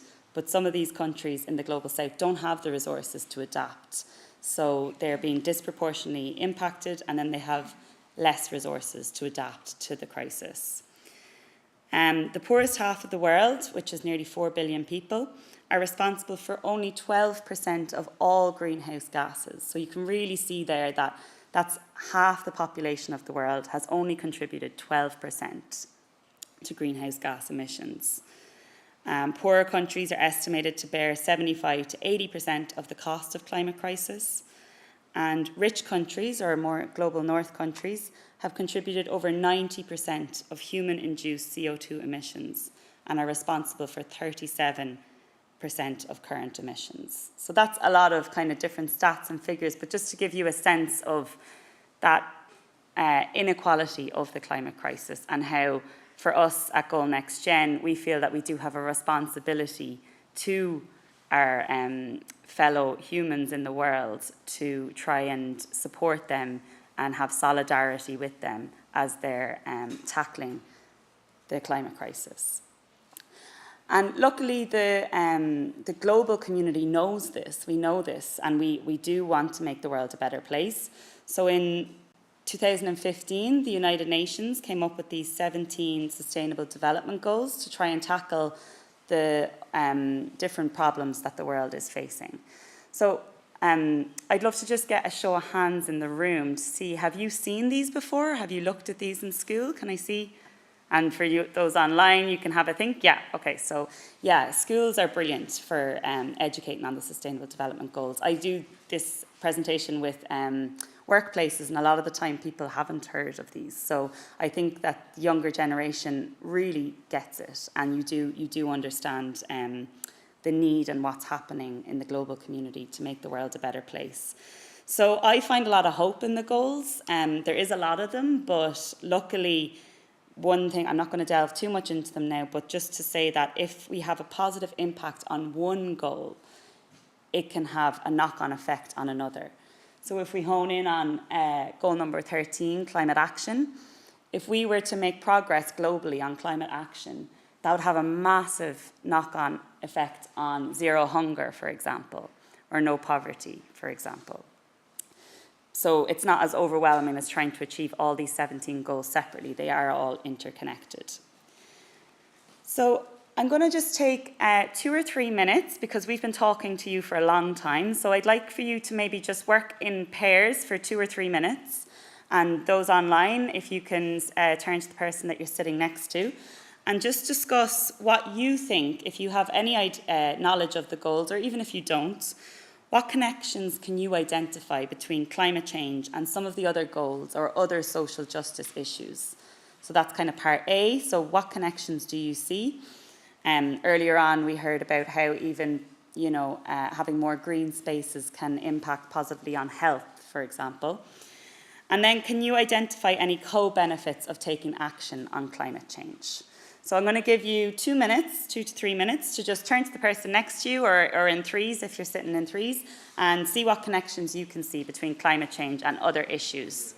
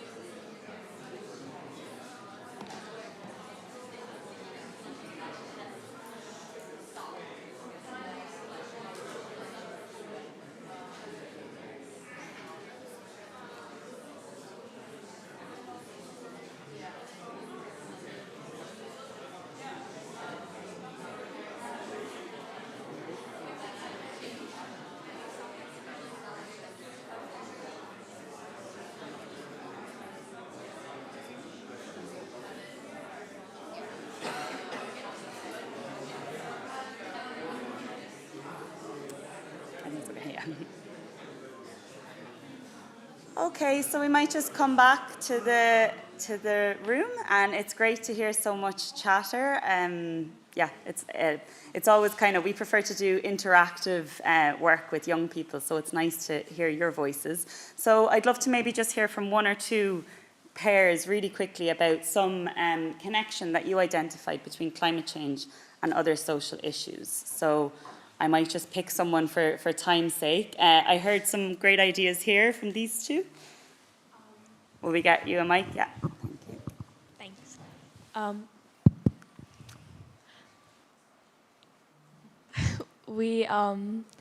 We're saying that working on developing sustainable cities and communities will help with climate action and improving that, which will help the Global South reduce poverty and the inequalities due to climate change and the natural disasters caused by that.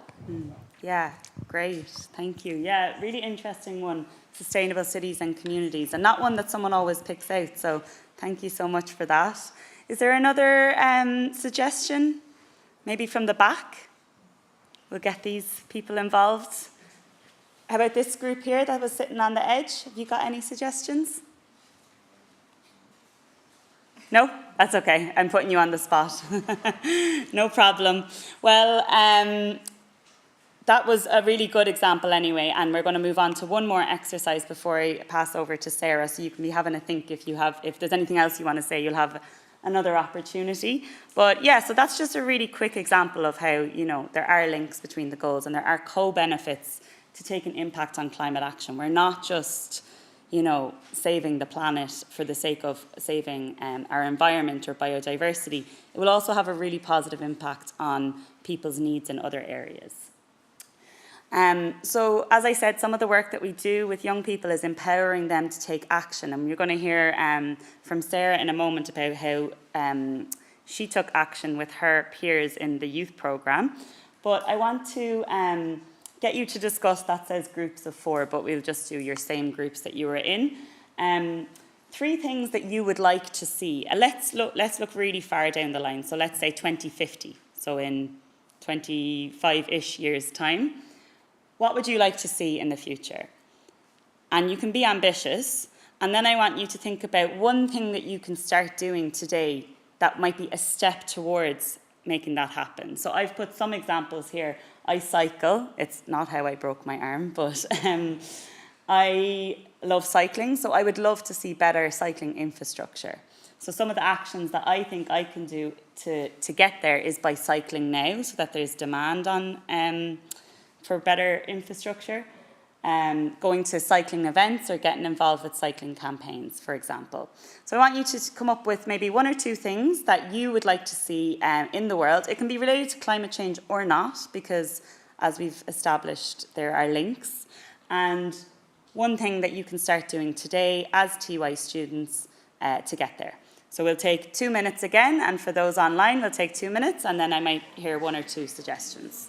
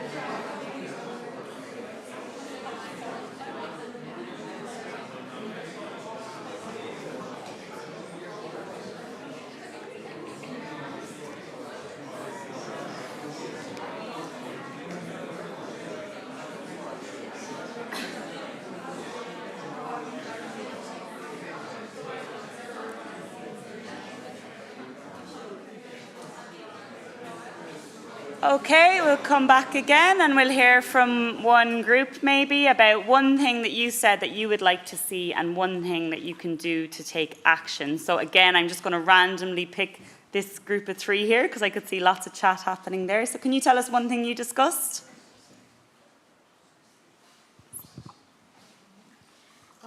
We would like to see more trees in the future, and how we can start that is planting more trees. Great, yeah, so a really simple kind of something that you'd like to see that would have a really positive impact is more trees and green spaces, and we can start planting trees today, yeah. Okay, great, thank you. Is there any other group that would like to volunteer a suggestion? If not, that's okay. And for those online, these questions are also going to be in your workbook, so you'll have an opportunity to record your answers and maybe discuss them on the break with each other as well. So it's not, this conversation can be continued on. So we want to keep with that kind of mindset of young people taking action to try and make a difference to climate crisis. And one of the ways that we do this is through our youth program, working with young people. So I'm really delighted to have Sarah here today, who took part in our youth program last year. And Sarah was just elected to be chair of the Goal Next Gen Youth Network. So that's 120 people all around the world. So Sarah is the chair of the network now. And she is going to talk a little bit to you about a project that she ran with her group, or is currently running, to try and raise awareness of climate change. And it might just show you a bit about how you can make a difference, even if you're young, even if you're not, working in the area, you can come up with innovative and creative ideas to make a difference. So I'll pass over to Sarah now. Thank you.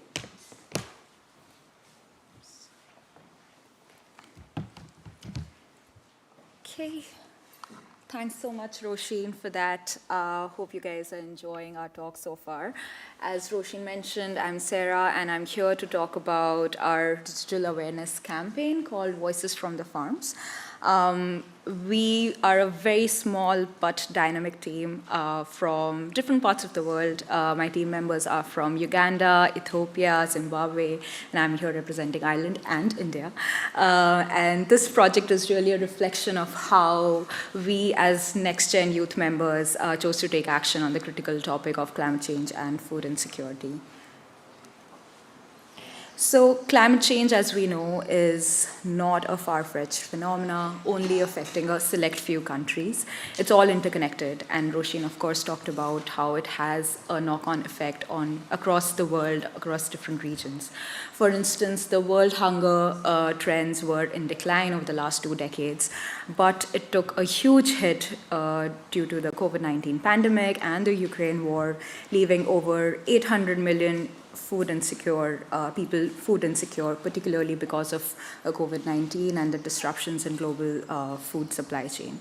And some of the ways the climate crisis affects farming are through rising temperatures, excessive and unseasonal rainfalls that results in flooding, and we've been hearing about that all of this morning, then even droughts leading to fodder and water shortages, and even pest infestations on crops.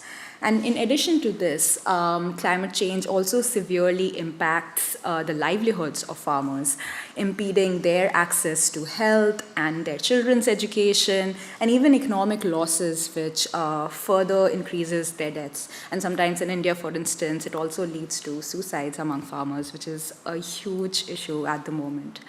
So therefore, it is safe to say that climate change is not a far-fetched phenomena happening somewhere out there in the world, but it's also very personal, having detrimental effects on the lives of farmers as well. However, unfortunately, we often don't get to hear about these individual level challenges from farmers at all.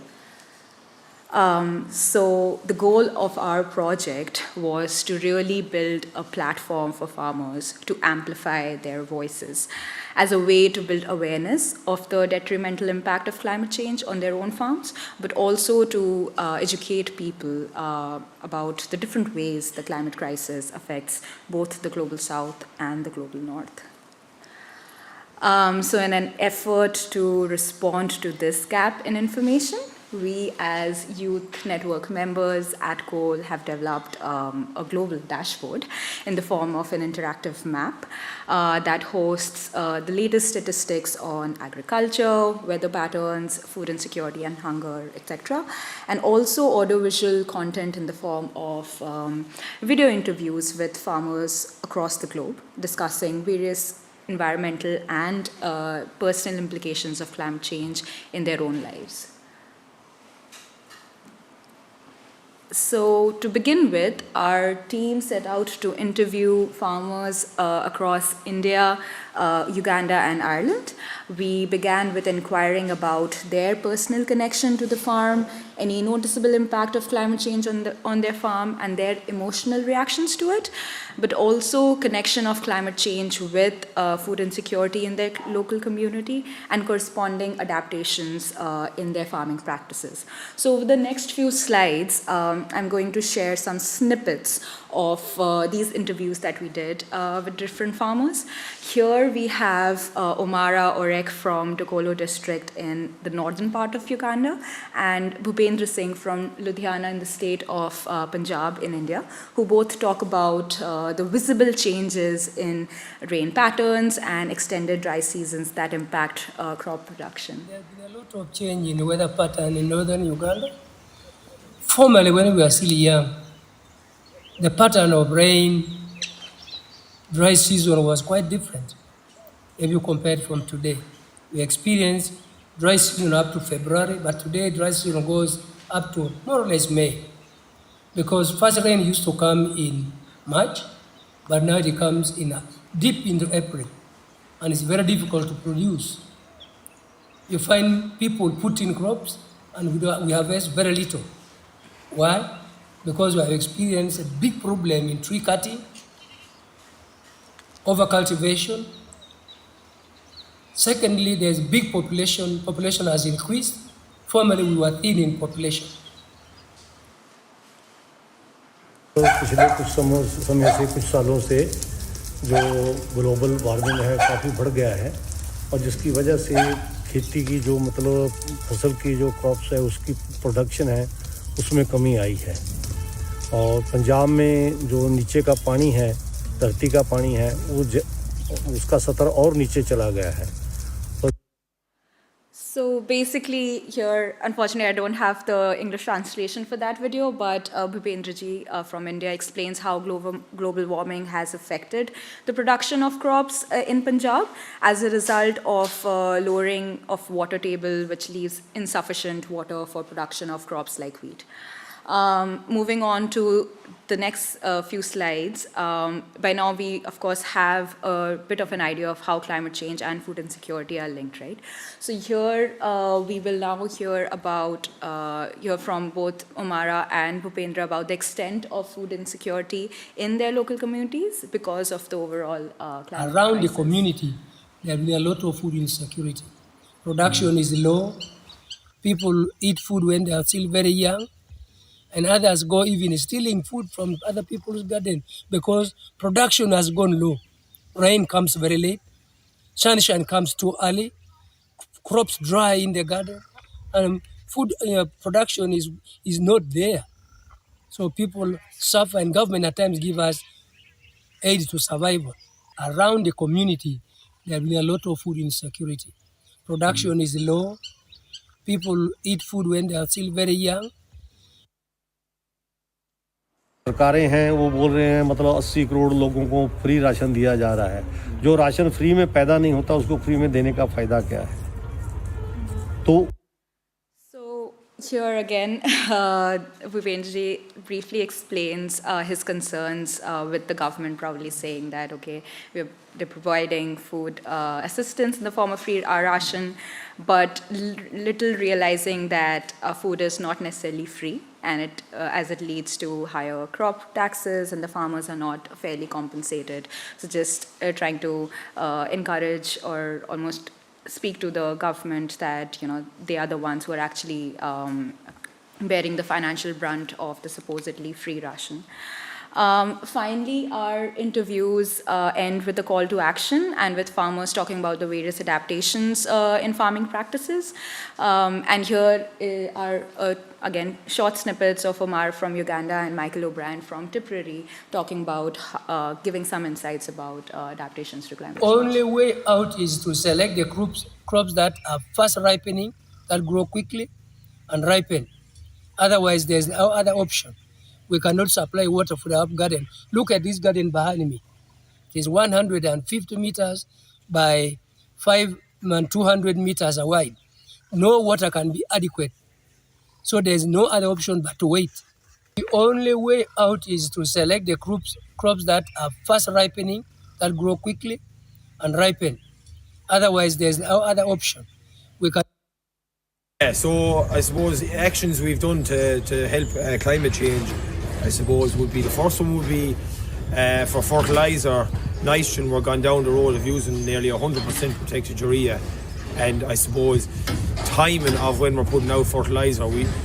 Before we were kind of just dosing out fertiliser, but I think we're going a lot more into the watching what we're doing, and also spreading slurry. We're gone down the road of using low emission slurry spreading, which would be dribble bar, which I actually have on a tank here, and also just being careful when we're spreading it, not when there's not a rain forecast and all that. And also for climate change, I suppose we're going down the road of trying to breed a good carbon cow, and down the road of the carbon euro in the EPI, we're watching a lot of it. And also I suppose breeding a cow that we can maintain easier without having to feed a lot of concentrates, and just an easier managed, maintained cow. And I suppose, yeah, that's that question. Right. So, of course, there's more to the interviews, more to what we actually ended up capturing, but these were just a few snippets of what went down in our project. And in conclusion, I would just like to wrap up by saying that the idea behind this campaign is not only to create awareness or even educate people on climate crisis, but to really stir conversations and empower young people like yourselves to take action when it comes to climate change. And then, of course, we envision this project to be a community-led campaign, and with more farmers joining us, contributing to the dashboard. And again, if this is something that interests you, if this is something that excites you, we would love to collaborate with you. And if you know a farmer in your network or in your family whom we could talk to, again, we would love to collaborate with you, and if you could help in creating content from their farms. So yes, feel free to reach out to us. You can scan this QR code and learn more about the network and the project as well. So thank you so much.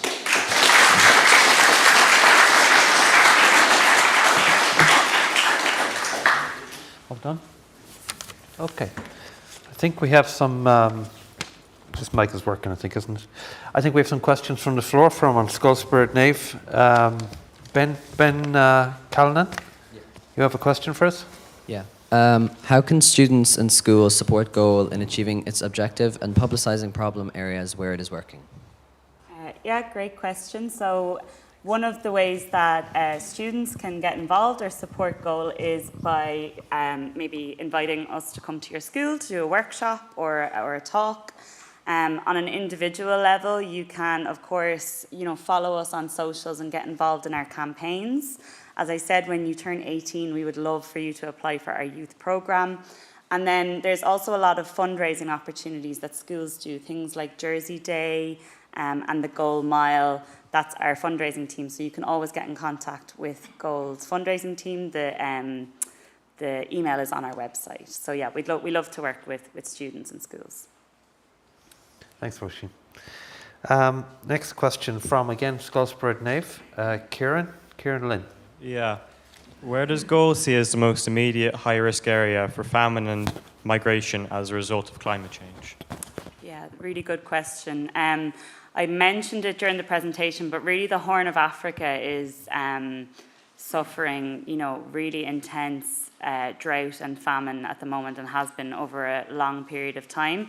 GOAL is specifically working in Ethiopia, so there are areas in Ethiopian communities, not all of Ethiopia, but parts of Ethiopia that are experiencing, crisis level of drought and famine and livelihoods being destroyed. And as a result, they will then have to migrate to try and, have access to food and water. So, I would say there are many parts of the world, but for GOAL, probably the Horn of Africa and Ethiopia is one of the most crucial at the moment. Great. Thanks very much, Roisin. Next question from Sam Hodgkins. Has GOAL identified any areas in Europe likely to be adversely affected by climate change to the extent that people will be displaced? Really good question. I think in Europe, GOAL is working in, we're not so much working in Western Europe. We do work in Turkey, southern Turkey and northern Syria, and people are being displaced there. I mean, there was the earthquake last year, which wasn't a climate that, earthquake is a natural disaster, but climate change is impacting that southern Turkey and northern Syria massively, and there's a huge amount of refugees and migration happening there. I think for now, that's where we're focused. I mean, you heard this morning, obviously, Europe is being impacted by climate change, and Ireland is as a coastal island. So we haven't identified any areas in Western Europe yet, but I'm sure that if things keep going the way they'll go, then we might have to, yeah. Thank you. Great, thanks, Roisin. And the next one, final question from Owen Barrow against Gulfsport Nave. How much goal funding comes from our government? Good question, and I might let Jim answer that question. Maybe you might be in a better place. I don't deal with the money side of things. It's a great question, Owen. Thank you very much. In fact, a global citizenship programme is partially funded through the Irish government as well, in terms of Irish Aid helps try and get this message out. Overall, Irish Aid gives around 10 million a year, and we also raise money from the Irish public. Now, what we do with that money is we raise around 200 million a year, and that's the money that we use to spend in Syria, in Turkey, in Ethiopia, Sudan, South Sudan, etc. And of course, Latin America as well. In Honduras, for example, climate change is severely impacting the ghettos of the town called Tegucigalpa, where the literary communities are sliding through the city, and we help those communities support through that money raising. So in short answer to the question is we roughly raise around 200 million out of Ireland, but with that we get around 200 further fundraising that helps us raise that money to help this issue that Roisin and Sarah have so graciously taken us through today. So that's it from us for today. So thanks again to Roisin and to Sarah for a great presentation. And thank you all for participating.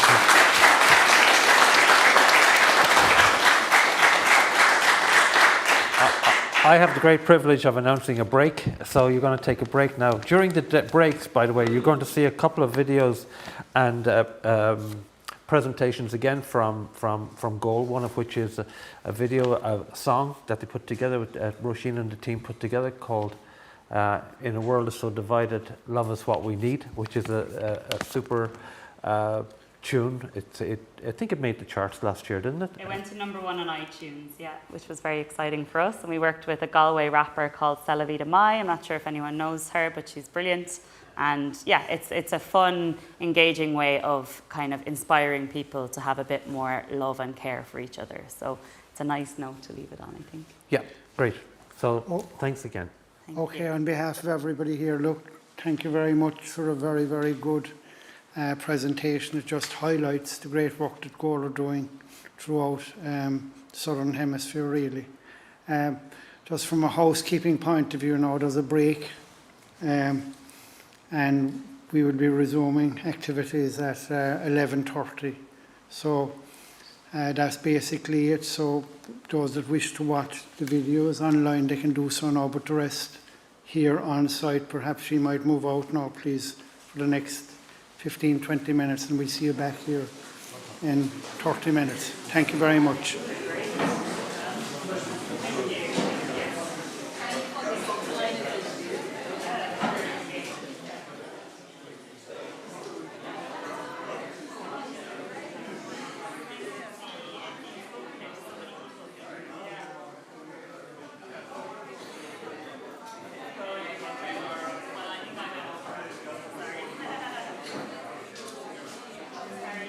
In a world so divided, love is what we need. Just a bit of hope, let our spirits be freed. Peace like puzzle pieces fit together with ease.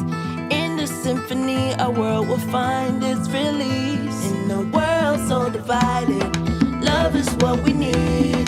Just a bit of hope, let our spirits be freed. Peace like puzzle pieces fit together with ease. In the symphony, our world will find its release. In every heart's rhythm, a story unfolds, where the kindness and the peace are the stories we're told. Each piece of the puzzle, a part of the dream, in a unity.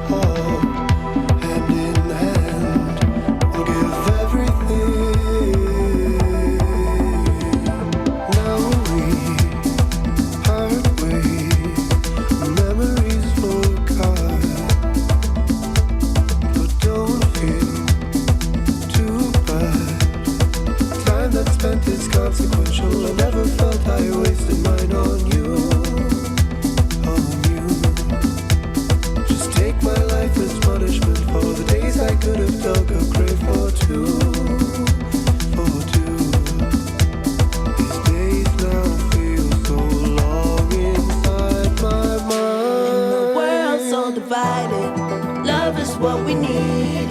Just a bit of hope, let our spirits be freed. Peace like puzzle pieces fit together with ease.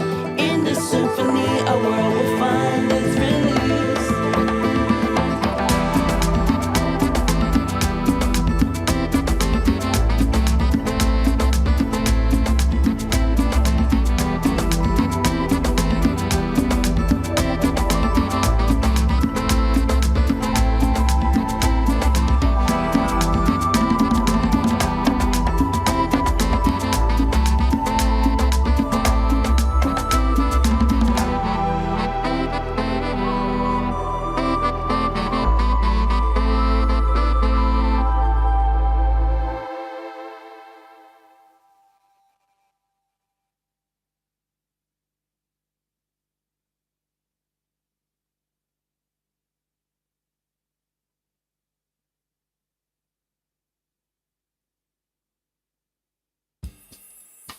If they can come together, a lot of different artists from different nationalities, different cultures, different everything, coming together and making one select beautiful thing, it's kind of like a, I suppose in a metaphorical sense, you could kind of be like, well, that's creating a better world if we could do that ourselves. Hippie sounding stuff, but it's true. Culture is people, and it's reflective of our hopes and dreams and fears and desires, and that's really, really powerful. I think art and music in particular is universal global language that transcends borders and cultures. We're more connected than we are divided. I believe that the role of culture is to inspire people through words and art and everything else, to push people into action, make them reflect on their own thoughts and beliefs and what they want, and inspire them to get involved and see how they can make a difference as well. Honestly, I'm so honoured to be part of this project because I think music and art in general is really helping to expand that narrative of like self-love, healing, peace, and just unity and community especially. So It's been a dream of mine. It just shows to a smaller scale how everyone can work together to create art and create something beautiful. that's a really big deal, you know, like it really does promote and advocate for the fact that that is impact, and impact does bring change over time. We really see the power, the unifying power that music, arts and culture have in uniting people as global citizens. Change is possible if we work together. I feel like it's for like a really good cause, and I'm happy to be aboard. In a world so divided, love is what we need, and that's part of the song, and I hope that really resonates with everyone. Couldn't have said it better myself.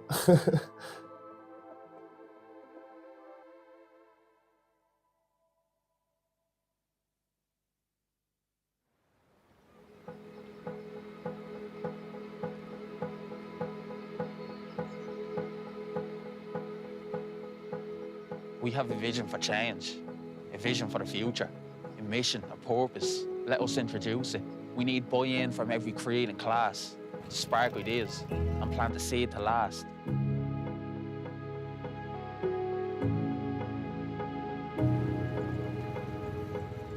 The people who make change are only a small fraction, but to make a difference, everyone must take action. We need to learn more, understand the facts, connect with each other, have a global impact. Everybody says that the share is the care, and to reduce inequality will make the world fair. Yes, fair. That's the word we want to see in action. We'll do it with empathy, do it with compassion. We have a chance to be better than what's come before. There's endless opportunities. We open the door. Because this is our planet. We can't give it away. We're going to take a stand and make a difference today.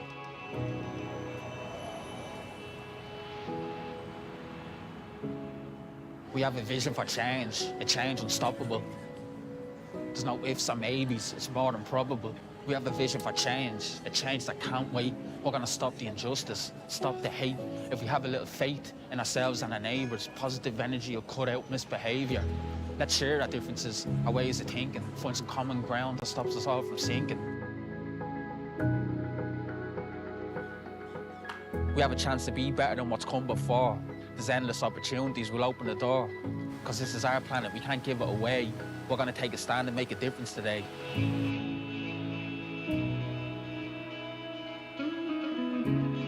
We need to all work together and join the fight.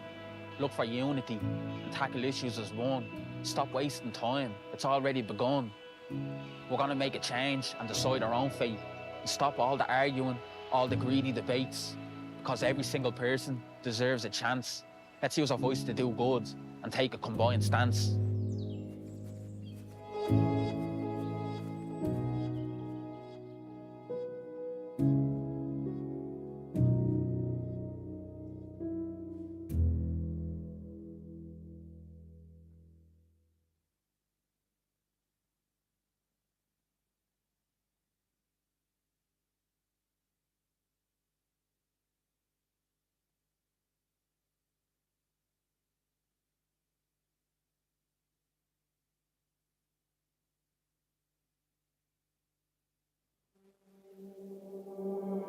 In a world so divided, love is what we need. Just a bit of hope, let our spirits be freed. Peace like puzzle pieces fit together with ease. In the symphony, our world will find its release. In a world so divided, love is what we need.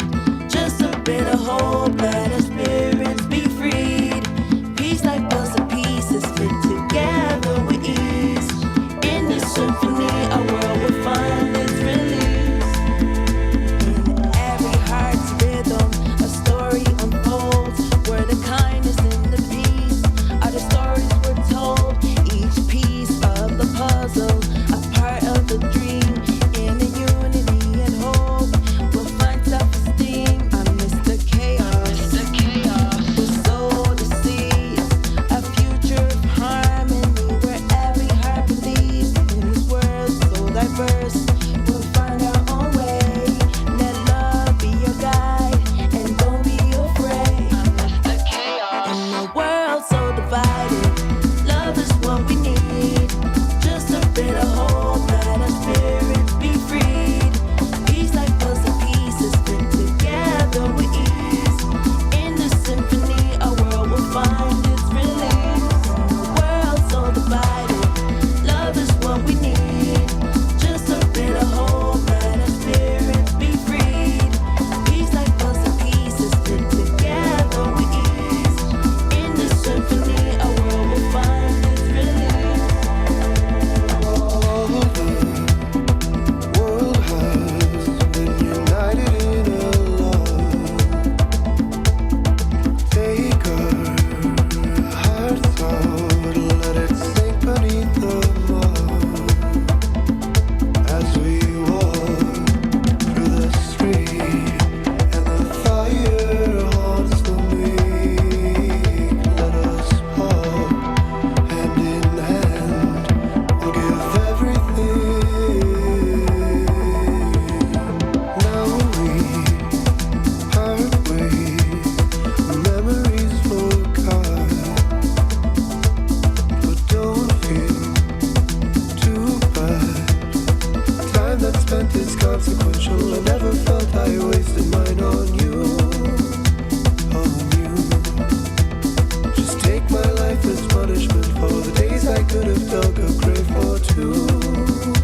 For two. These days now feel so long inside my mind. In a world so divided, love is what we need. Just a bit of hope, let our spirits be freed. Peace like puzzle pieces fit together with ease. In the symphony, our world will find its release.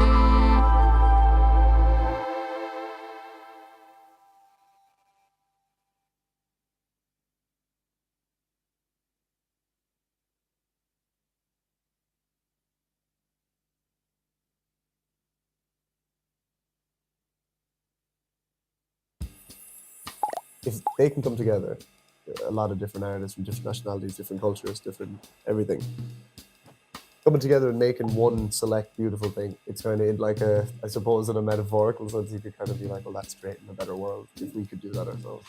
Hippie sounding stuff, but it's true.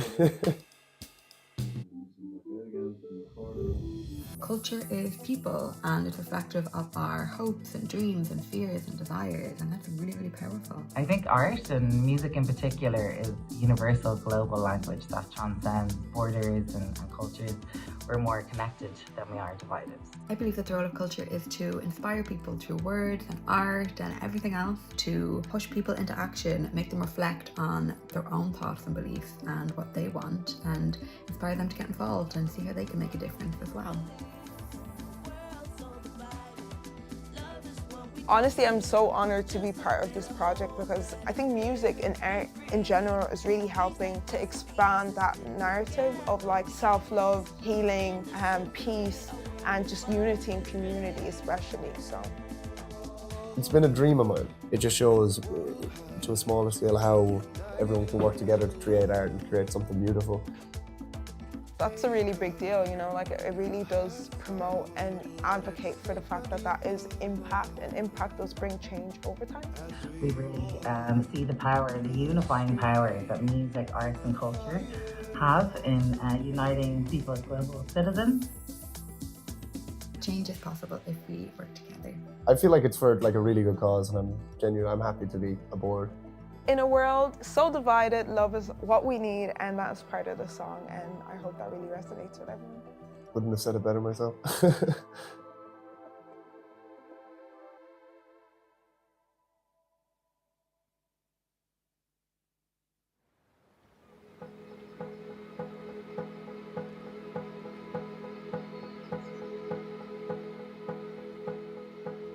We have a vision for change, a vision for the future, a mission, a purpose. Let us introduce it.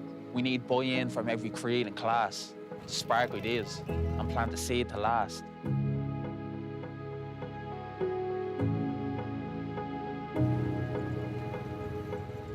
The people who make change are only a small fraction, but to make a difference, everyone must take action. We need to learn more, understand the facts, connect with each other, have a global impact. Everybody says that to share is to care, and to reduce inequality will make the world fair. Yes, fair. That's the word we want to see in action. We'll do it with empathy, do it with compassion.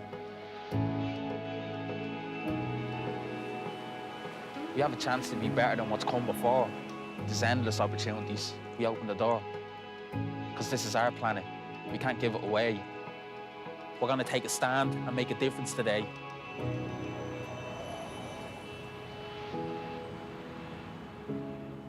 We have a vision for change, a change unstoppable.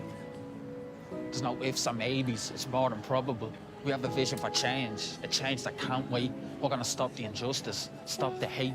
If we have a little faith in ourselves and our neighbours, positive energy will cut out misbehaviour. Let's share our differences, our ways of thinking, find some common ground that stops us all from sinking. We have a chance to be better than what's come before. There's endless opportunities, we'll open the door. Because this is our planet, we can't give it away. We're gonna take a stand and make a difference today.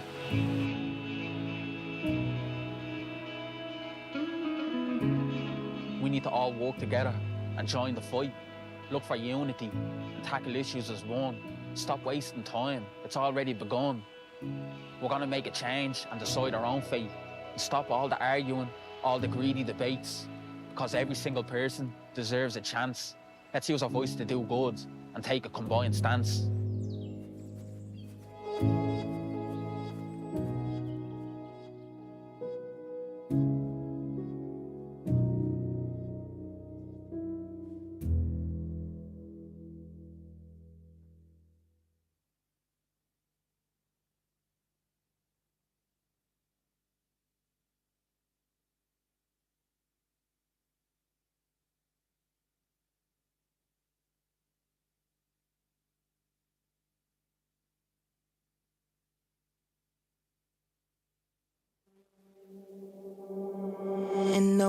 world so divided, love is what we need.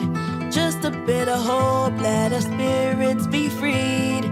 Peace like puzzle pieces fit together with ease.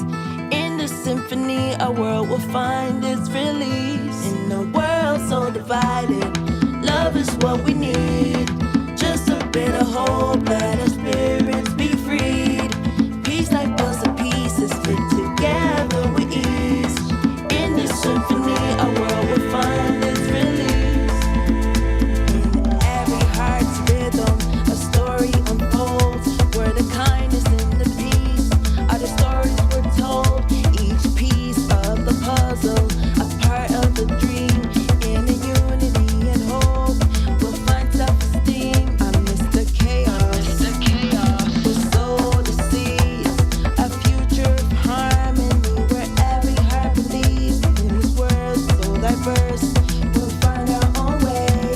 Let love be your guide, and don't be afraid. Amidst the chaos, in a world so divided, love is what we need. Just a bit of hope, let our spirits be freed. Peace like puzzle pieces fit together with ease. In the symphony, our world will find its release. In a world so divided, love is what we need. Just a bit of hope, let our spirits be freed. Peace like puzzle pieces fit together with ease. In the symphony, our world will find its release.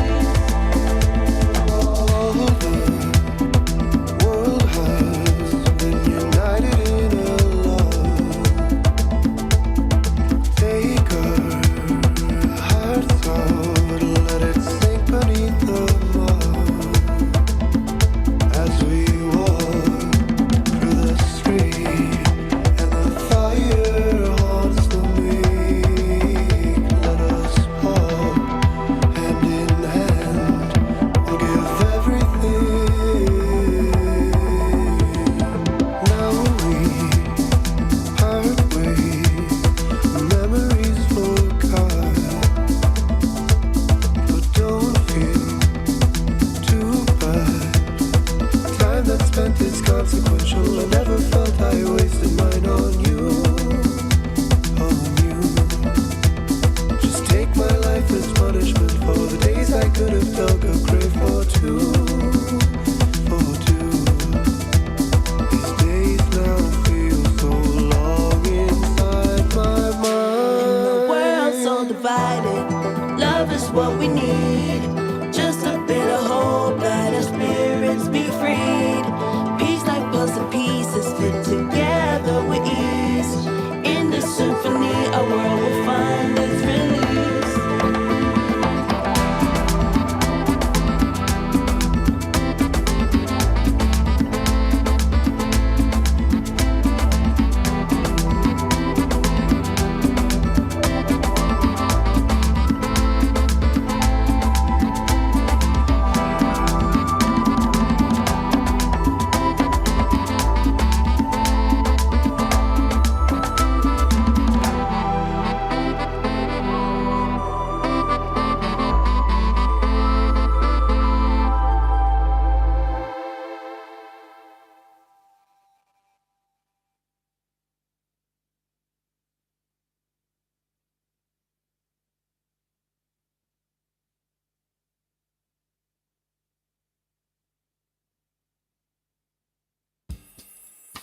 If they can come together, a lot of different artists from different nationalities, different cultures, different everything, coming together and making one select beautiful thing. It's kind of like a, I suppose in a metaphorical sense, you could kind of be like, well, that's great in a better world if we could do that ourselves.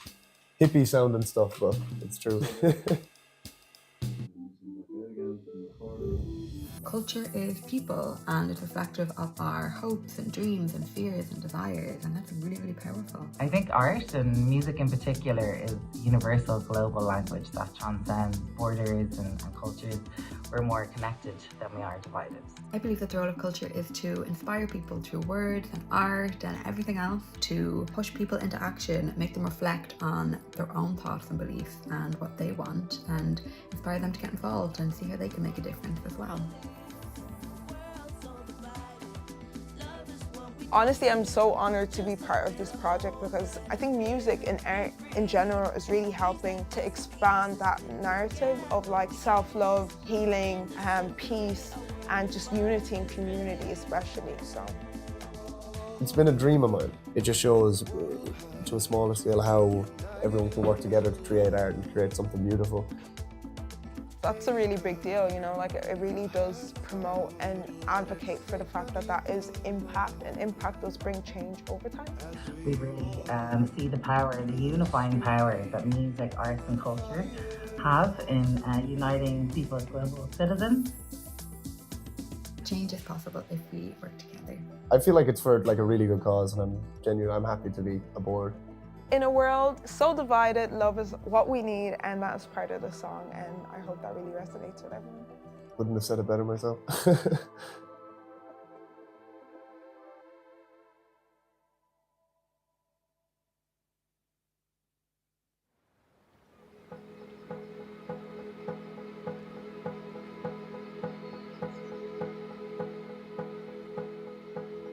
We have a vision for change, a vision for the future, a mission, a purpose. Let us introduce it. We need buy-in from every creed and class to spark ideas and plant the seed to last.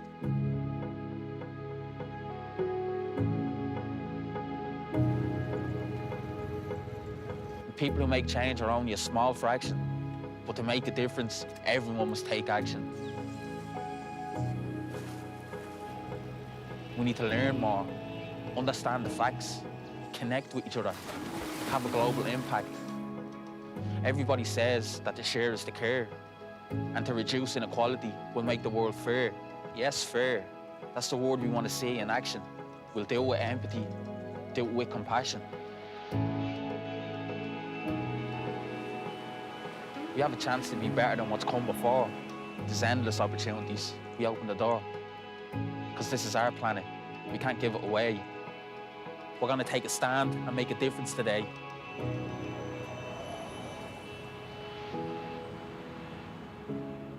We have a vision for change, a change unstoppable.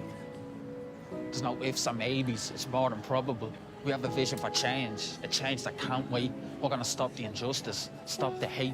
If we have a little faith in ourselves and our neighbours, positive energy will cut out misbehaviour. Let's share our differences, our ways of thinking, find some common ground that stops us all from sinking. We have a chance to be better than what's come before. There's endless opportunities, we'll open the door. Because this is our planet, we can't give it away. We're going to take a stand and make a difference today.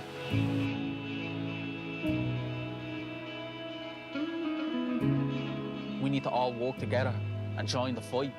Look for unity and tackle issues as one. Stop wasting time, it's already begun. We're going to make a change and decide our own fate. And stop all the arguing, all the greedy debates. Because every single person deserves a chance. Let's use our voice to do good and take a combined stance.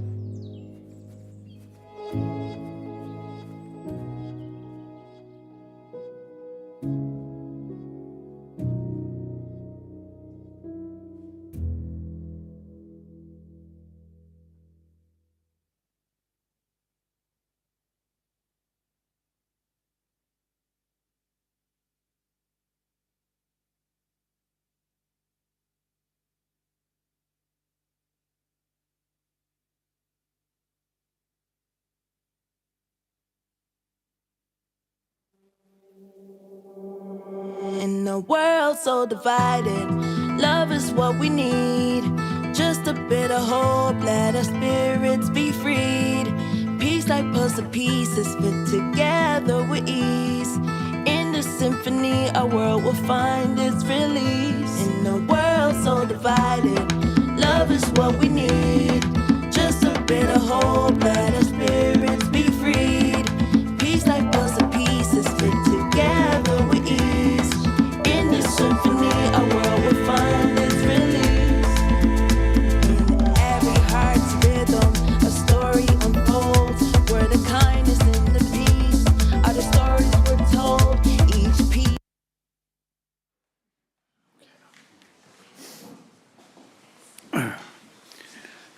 Welcome back, everybody, both here on site and online.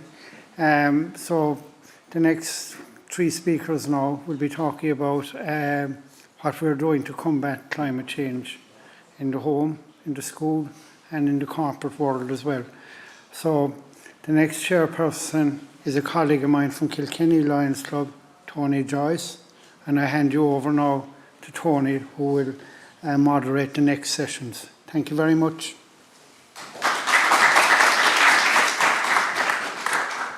Good morning, everybody. It gives me great pleasure to introduce John McNamara, Head of Corporate Sustainability at Bord na Móna. John is currently leading Bord na Móna's corporate sustainability team as the company transitions from being a fossil fuel company to becoming a provider of climate solutions across low carbon renewable energy, the circular economy and land use management and ecosystem services. He is developing and coordinating the implementation of Bord na Móna's new sustainability strategy, which also includes embedding ESG solutions across all activities in the organisation. He's a very well-educated man. He holds a PhD in chemistry, an LLB in Irish law and a diploma in corporate finance. So he straddles the whole spectrum. He's Company Secretary for the Electricity Association of Ireland, was previously Chair of the Wind Energy Ireland's Market Committee and is currently a member of the Brussels-based Electric Sustainable Finance Working Group. John was formerly employed with the EPA as a senior scientist, as well as holding positions in the private environmental sector and latterly in Bord na Móna's renewable energy division. It's a great pleasure for me to call on John to speak to you. Thank you very much.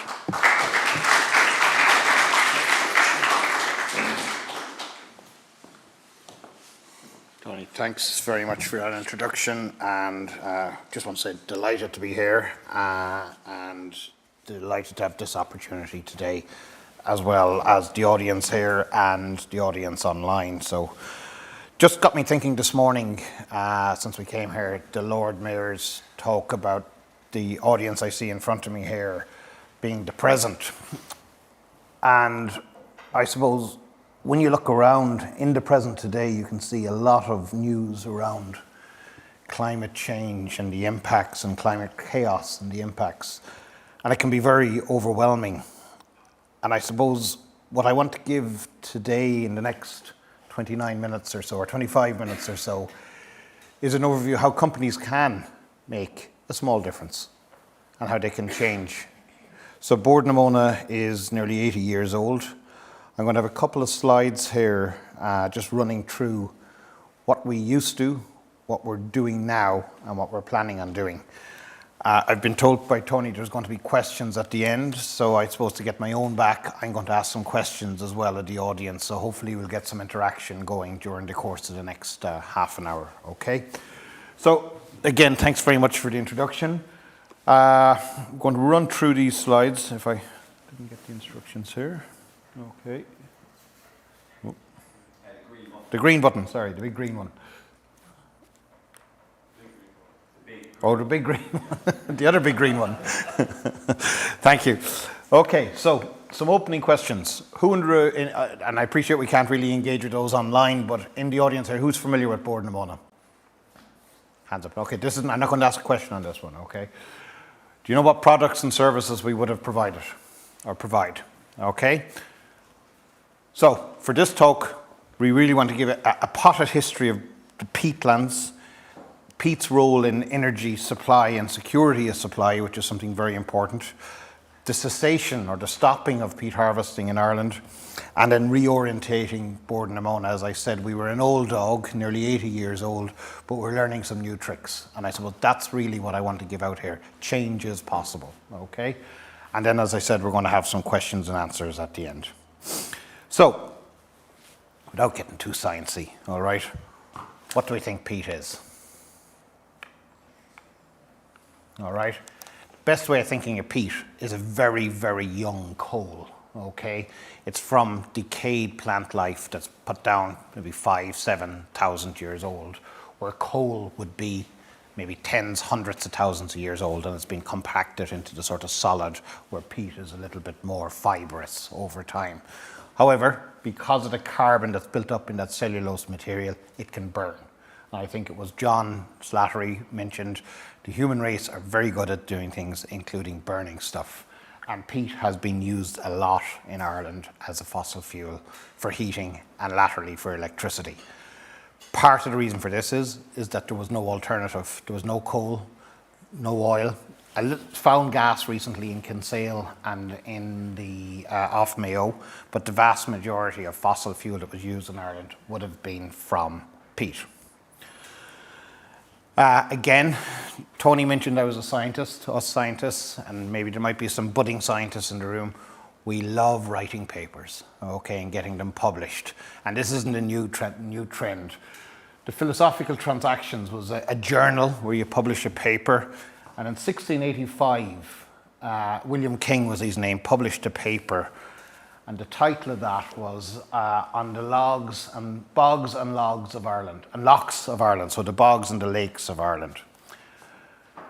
And it was presented to the Dublin Society, which is now the Royal Dublin Society, or the RDS there, for those of you that look at the second city in the country. And what was said here, and this is sort of feeds into the sort of psyche around bogs, was that, and people that live in bogs and bog communities and the like, was that Ireland was famous for its laziness. Okay, so this was the quote from this academic at the time. And it was from want of industry that we were allowing these bogs, that they weren't being utilised, okay, for drainage purposes and for agricultural purposes, okay? And I suppose that sort of set the ball rolling, for want of a better term, in the sort of draining the bogs and using them for agricultural purposes, okay? So, as I said, by the end of the 18th century, turf was the main fuel in Ireland. 19th century, about 30,000 tonnes was being transported via the Grand Canal to Dublin. Now, 30,000 tonnes. Anyone give me a figure? You see one of the big Arctic trucks on the road. How many tonnes do you reckon they're safely allowed carry on the road? Sorry? Somebody said it there? About 25, 27 tonnes. So you can see, somebody can do the maths, if we have any maths scholars here, how much peat was being, or turf was being transported at the beginning of the 19th century. Interestingly, that moved up to about 4.7 million tonnes of coal and 6 million tonnes of peat consumed at the start of the 20th century. So peat was as important as coal for energy in the country at the start of the 20th century. Unfortunately, there's parallels today where we see people with energy poverty. I don't think this was discussed earlier on. And part of the problem is that you feel people who don't have resources having to live hand to mouth. And you had situations, particularly in the tenements in Dublin, where people were buying sods of turf, one sod at a time, okay? And again, playing over the odds when you're not able to buy. So it's a bit like your mobile phone. If you're paying the sort of monthly versus buying the tokens, it's always better if you can get a better deal. And this has parallels. This business model that's employed existed over 200 years ago as well. A question here, this is an interesting one. So we've talked about peat in Ireland and people using peat and taking peat from the bogs and turf from the bogs for home heating. Can anyone identify what's happening in these photographs here? Okay. They're which? He's drawn home the turf. Particularly, and there'll be people of a certain vintage in this room, I imagine, that will have been dragged out to the bogs as young lads and young lasses to bring home the turf and help bring home the turf. What's interesting about these photographs and images here, none of them are Irish. Okay. The first one is, I think, Dutch, north of England, or north of Scotland and Cornwall. So harvesting peat for fuel or turf for fuel wasn't a particularly Irish technique, but it was very important in Ireland. And I suppose what we did in Ireland was go one step further. where we produced in Bord na Móna, this has been the mainstay of Bord na Móna, would have been taking that peat that the guys have there and compacting it and compressing it and getting more energy density into these briquettes, which up until about 18 months ago would have been quite common on the forecourts or the fuel suppliers. And you're taking those home and put them in an open fire, okay? The real issue on that is that from an energy point of view, okay, the carbon that has been locked up under the ground for 7,000 years is being released when that burns with the oxygen in the air and into the atmosphere, increasing the concentration of the greenhouse gases and then adding to or exasperating the problem of climate change. So that's what we did. Does anybody remember the briquettes? Do you use them at home? None on there, okay. If you have them now, there's a collector's item. They'll be worth a lot. You'll see them be sold in Antiques Roadshow in a couple of years for obscene amount of money. So, as well as using it for home heating, it was used a lot for other activities as well in Ireland, and some of them quite innovative for their time. So we know what smelting is. Smelting? It's where you're creating metals, and it was being used as the fuel for the furnace in smelting of iron in Knockney in the north of Ireland. Colonel Kitchener, okay, was using it to create a charcoal for the manufacture of gunpowder. Anyone remember who Colonel Kitchener is? You know that famous picture, Your Country Needs You, with the lad with the wonderful handlebar moustaches? That was him, okay. So he was using Irish peat as part of the war effort. An Offaly man was very ingenious, and he was using peat for animal bedding and was shipping it all over Europe to the armies and the cavalry units across the whole of Europe, and went from 9 acres to 150 acres in the space of 60 odd years, and selling that across Europe. So there's history of exporting peat for various uses.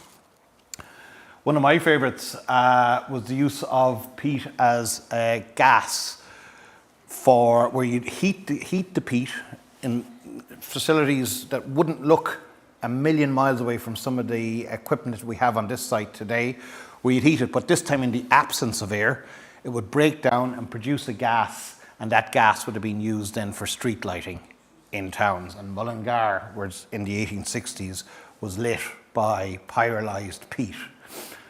And then in the 1930s, it was used for growing media, where peat has one wonderful attribute for growing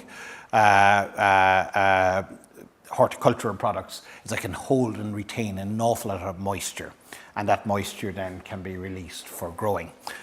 But there's one favourite of mine, and this was in 1905, okay?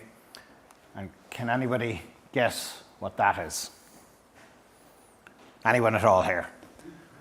And I will, sorry, you're close, but it's actually Ireland's first data centre in 1905, okay? This was the Marconi radio station out in Clifton, and it was connected to another one in the north of Canada, and you send signals. So people would send their messages, the messages would get stored, transmitted, and it would receive messages and get stored and transmitted, and it really shrunk the world. It operated from 1905 to 1922. It was powered by a peat-fired station there. There's nothing left out there. It's a lovely part of the world to go out and see. You can see the slabs of where the buildings were now. But that was, like I said, Ireland's first data centre, if we want to take the example there. So moving on then, so we've looked at peat, the chemical properties of it, its physical properties of it, how some of the other uses it's had. But for us in Bord na Móna, our primary role was in terms of energy supply and security. And what do we mean by security? Security of supply. Sorry? Guaranteeing it. That the lights aren't going to go out. Okay, that there's power there to keep the lights on or to keep your homes warm. Very important fact. That's why we saw after the invasion of Ukraine, we saw energy prices spike, because fuels that was coming from Ukraine and Russian gas wasn't getting to Europe, prices spiked. So we had an energy security issue after that. So that's a very important factor. And it's one of the so-called 3 pillars where you talk about security, sustainability, and price and affordability are the 3 pillars of energy policy, but that's something for another day. So in relation to Bord na Móna, the peat would be harvested from the bogs, as we saw, put onto these locos or locomotive trains and taken either to a briquette factory for making into briquettes or taken to a power station for generating electricity. That would have kicked off, I'm going to run quickly through this. That would have kicked off in 1945, the rural electrification with our colleagues in the ESB. They started wiring up the whole country, and there was up to 9 power stations, peat powered stations, built across the country to provide electricity from about 1945 onwards. The last electricity plant fired by peat, it's still operational, but it's using sustainable biomass. The last peat was fired in December 23 on that. This is, again, a graph. We've had a cup of coffee, so all mine should be a bit sharper now in terms of it. But that dotted line, the blue line there, shows that in the early 60s, 40% of Irish electricity was coming from peat. So the rest essentially was coming, believe it or not, from hydro, from the Ardna Crusher scheme and some other schemes around the country.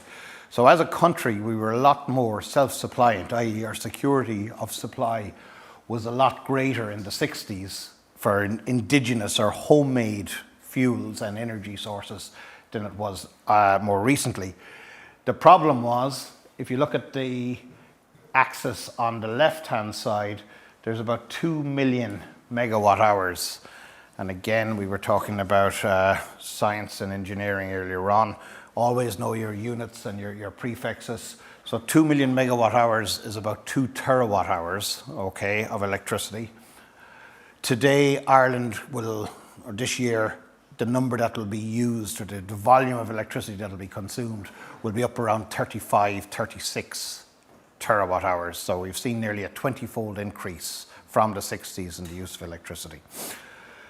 So that's where peat's rolled in. We begin to see it to drop off into the 90s. And as I said, in the power system or the power grid today, there's 0 peat being used for electricity. This is an interesting slide, and something has come up there. I didn't want to sort of spoil the fun, but this was the amount of peat that Bord na Móna would harvest every year, and it's very up and down, very noisy, the graph. And again, a topic we were discussing, the yield or the amount of peat that Bord na Móna would harvest would be a function of how wet the weather was or how dry the summer was. So that was that graph there. And we were planning at the time of running to about 2030, but we decided in 2018, 2019 to cease peat harvesting and reorientate the company entirely from a fossil fuel into a climate solutions company. So I want to talk about what we're doing now in this space of climate solutions for the next 10 or 12 minutes, and then take some questions at the end. So we have 3 main pillars, okay? We have the peatlands rehabilitation, where we've looked at the bogs that have been harvested and seen, can we rehabilitate those bogs? And what we mean by that is, can we sort of try to restore them or get them back to a condition where they're potentially moving towards what they would have been in their natural state. And in that case, if that's done successfully, they can, over time, begin to become a carbon sink. And what do we mean by a carbon sink? It can reabsorb in some of the carbon dioxide from the atmosphere. It takes time and a lot of effort needs to go into those, and not all the bogs will be suitable. We have our recycling business and we have our renewable business as well. But I'm going to give you the most impactful slide, and this is a bit like when you're reading a novel and you skip to the end and you realize it was the butler who did it, okay? I'm going to put up this slide here. These were our emissions from about, we call it our financial year, from 2018 up to 2023. We've had these numbers verified. I won't get into the technical details of scope 1 and 2 and scope 3, But we've gone from about 3.4, 3.5 million down to about 550,000, about an 80-odd% decrease over those 6 years by reorientating the business. This number will decrease for this year. The figures aren't out yet because of the fact that we were burning peat the peat that had been previously harvested was still being put through the system. That'll drop again probably by about another 40% this year. And I suppose that's really what those three new pillars of the business have delivered from an Irish point of view. Roughly, Ireland produces between 60 and 65 million tonnes, and Bord na Móna were at one point responsible for about 3.5 million tonnes. So it was, as a colleague of mine said, we didn't have a carbon footprint, we had a carbon jackboot in terms of Ireland's emissions. But again, really the point I want to reiterate here is that change is possible, and change is possible that still means we have still 1,100 people working in the organisation and with a future ahead of us in the three spaces that we've looked at.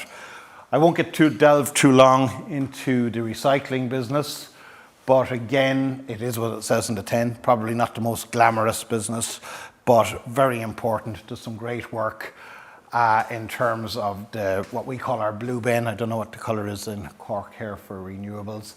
And then we have our compost plant and our biogas plant at one of our sites. And we've been doing a lot of work with the local schools. In terms of the second pillar was the peatlands rehabilitation. So remember that slide I showed you with the peat being taken off the bog and going onto the trains? That would have been one of those bogs here and here. And the idea is with the rehabilitation is we would have spent years trying to get the water to run off the bogs so you could harvest the peat in the summertime, okay? Now what we're trying to do is keep the water on the bogs, all right? And when you re-wet like that, it can allow the sphagnum, which is the moss, which is the bedrock of the raised bogs, to be formed. And over time, you can see the bog beginning to recolonize with these native species in bringing back conditions.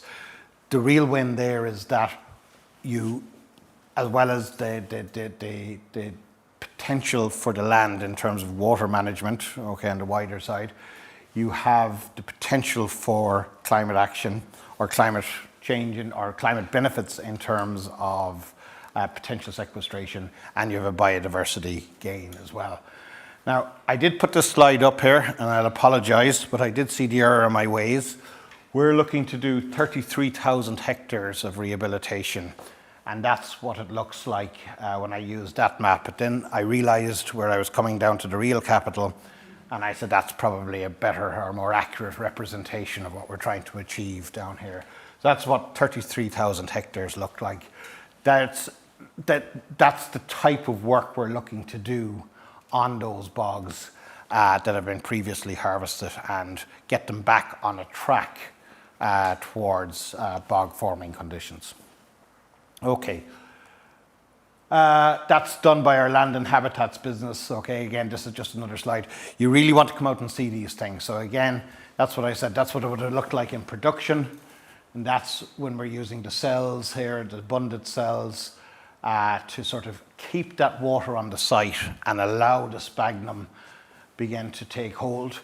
Our scientists are very scientific. They tell us the ideal water conditions are what they call the squidgy welly test.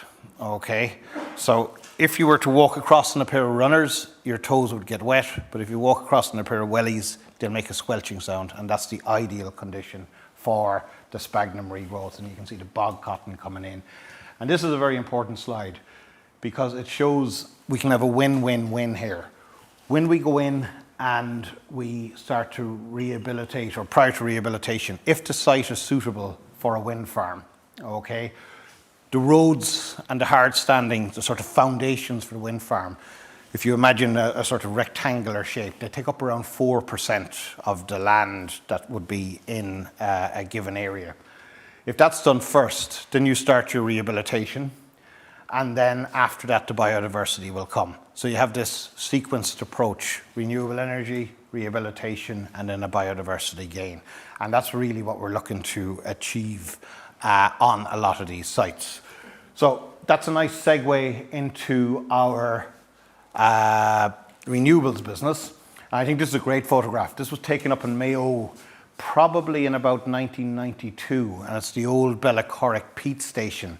And for those of you with better eyesight than me, you can see these little turbines in the background, okay?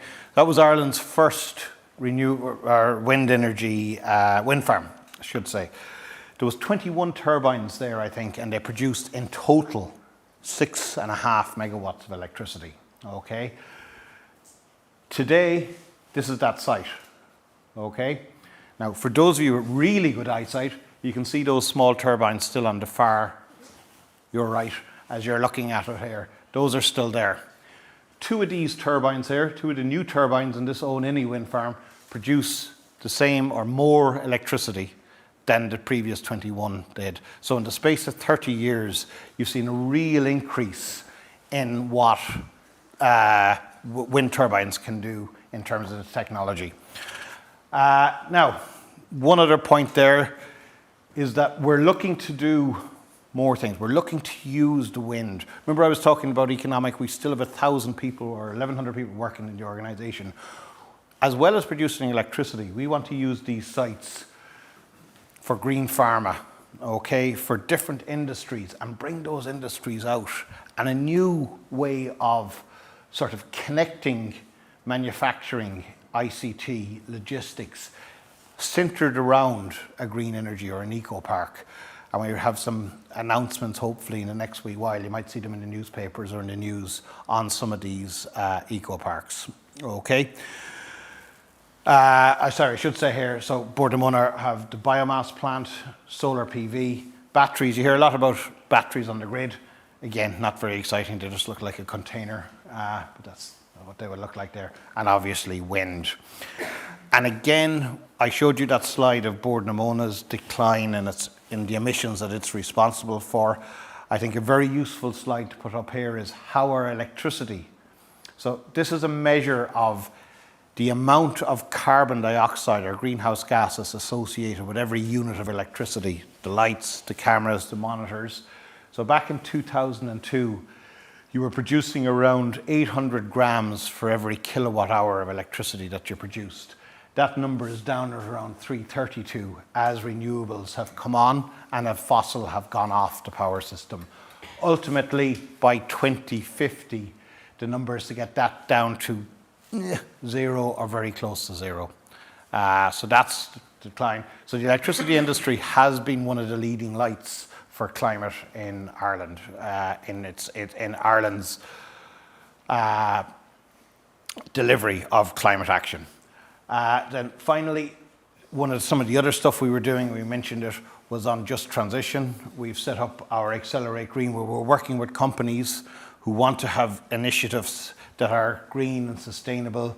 SMEs is a small, medium size enterprises. And we've had some great success stories. Nothing to do with us, we're just a facilitator, but it was kind of a legacy of Bordnamona's role in the Midlands that we have this initiative.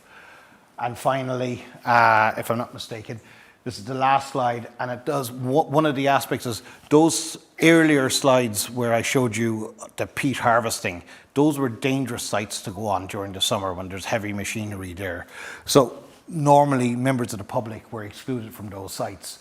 We're now opening them up with tracks and trails and visitor centres and using them as a way that people can enjoy the sort of ecosystems that are around there. And we're looking at, this is a small project a colleague of mine is working on, this Velo Rail, so you'll sort of be able to cycle through the bogs. So that's ongoing at the moment. That's it for me. I've nearly run over time. I think we have a few minutes left for questions, so thanks all for your attention. We're going to take the questions at the end when the other two presentations. Super, super.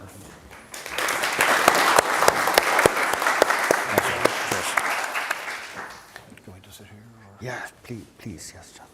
Thank you, John. Thank you very much, John, for a very interesting presentation, and I'm sure everybody got a great deal out of that. The next speaker I want to introduce is Helen Moriarty. Helen is a Senior Associate in Financial Services Consulting in PwC and has been working in PwC since 2019 when she graduated from UCC with a degree in Arts International. Since then, Helen has gained a professional certificate in Digital Financial Services and Data Analytics and another in Responsible and Sustainable Finance, which covered, among other things, EU regulatory initiatives and sustainable finance with a focus on climate change. Over the years, Helen has worked in a number of areas, most recently in the environmental side of ESG. Can I call on Helen now to come and talk to you? Thank you very much, Helen. Just for changing the slides. Okay. Is this The green, the top green. perfect? Thank you. The big one. Yeah. Hi everyone, so thank you very much for the introduction. So my name's Helen, I'm a Senior Associate in PwC here in Cork, and as you know, I'm here today talking about climate change and the steps that each of us can take, whether it's in our homes, our schools, or in our offices, in order to improve our carbon footprint and to reduce the impact that we have on the environment. So all around us, if the slide works, there we go. So I think it went one too far, but all around us, our world is changing as a result of the effects of climate change. And these impacts have become more and more noticeable in recent years, whether it is the waste polluting our land and seas, the bleaching of the coral reefs, the effects of extreme weather such as flooding, and again, you're going to have all heard of these about in the recent years. And also the melting of glaciers, which are leading to a rise in the levels of our oceans. And this last one, this has a particular impact on me. So years ago, with my family, we went on holiday to Chamonix in northern France. And it's a lovely little town up in the mountains. And one day we went up the mountain and we took a photo by this restaurant up this mountain, and in the background there was a glacier. And then many years later, we went back to the same town, we went back to the same mountain, and we took the exact same photo in the exact same place. And later, when we took out the two photos and we compared them, we could see there was just this one huge difference. And we could see that the glacier had shrunk. It had like hugely reduced in size. And it was just such a huge change in just a good few years since we'd last been there. So it was really, really noticeable. And it was also, first glance, I suppose, really for me, of like, this is a visible effect of climate change and it's happening in the environment around us. So the world and our way of life, it is under threat. And as we all know, if this goes too far, there will be no turning back. And yet, it's not too late. There are steps that we can all take to make our world a better place for all of us to live in. And that is what we're going to be discussing here today. So there is much work that is occurring at the moment and that is going to have to occur in the future in order to reduce the effects of climate change. And a number of these, maybe a large number of these, are going to be huge steps requiring a lot of investment, and which might be done by governments who are enacting change in their countries or collaborating to drive momentum, or perhaps companies who are changing the way that they do business. And yet, there are a lot of smaller steps that each of us can take in our homes, our schools, and our offices in order to make an impact. So, firstly, in our homes, there are a range of steps that can be taken, both large and small, and I know all of you will have heard of a number of these in the last few years. So there's a lot of methods, for instance, being promoted to improve the energy efficiency of our homes, whether that's solar panels being installed, insulation, perhaps purchasing air-to-heat pumps. But there are also smaller changes that each of us can take in our homes to be more environmentally friendly. And now, here on the screen, I've listed a few suggestions. and you'll be familiar with a number of these already. But let's take a look at a couple of them in particular, such as using reusable water bottles and travel coffee mugs. So using these can vastly reduce the number of single-use plastics and single-use coffee cups that would otherwise just go into the waste. So I suppose if you take a moment just to think, perhaps, the last month, how many times have you bought a plastic bottle or got a bottle of water in your canteen? And all of this just adds up, probably maybe 8 bottles or 10 bottles, and then when you multiply it, it turns into a pretty large number. So, and it's become even easier in recent years in order to just bring a reusable bottle or coffee mug, such as a lot of cafes now allow you to bring in your own mug and instead of getting a takeaway one. Or for instance, drinking fountains are becoming a lot more common, such as in airports, and I noticed this recently as well. You can just bring in a reusable water bottle after security and you can fill up your bottle there for free. So there are getting more and more options. And so it's continuing along the same theme with recycling and the importance of recycling, which you all will have heard of multiple times. But it's just that importance of recycling, and especially there's new schemes and everything like that to make that an easier, make there more facilities available for that. So other steps could include washing clothes at a lower temperature, so dropping the temperature on your washing machines. Energy efficiency light bulbs, for instance, is another thing which can save some electricity. And again, turning off the tap when you're not using it. And also I'm noticing there second-hand clothes. So as you all know, fast fashion, it has quite an impact on the environment. So things just such as buying second-hand clothes can make a big difference instead of more things going to waste. So biodiversity, as we all know, is also very important. And things you can do at home could include, and I know my family have done that fairly recently as well, but planting wildflowers is just a small step that can be used to enhance biodiversity. So these are all just suggestions, and we're going to move on now to schools.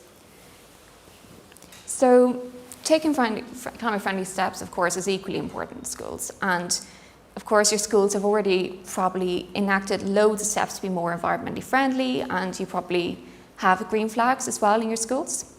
So I've just listed a couple of things on the screen. So again, going back to the fashion side with swap shops and clothing. So a number of your schools might have these already. I know mine did, where you could just get second-hand clothes instead of second-hand uniforms instead of buying them brand new. Again, in terms of the recycling and using reusable water bottles is very important. But when we come to like commuting to school, so for instance, for me, when I was growing up, it wouldn't have been too much of an option because I lived in the middle of nowhere in the country. But getting public transport or carpooling or walking or cycling when possible can also reduce the emissions from private cars. And these are all easy steps that everyone can take just to reduce the impact they're having on the environment. So we're going to move on now to offices.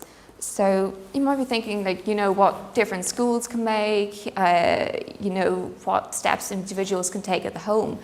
But what about offices? What can somewhere in the middle of a city do? And you'll probably have heard of different things that offices is doing at the moment earlier on. And the answer is there's quite a lot.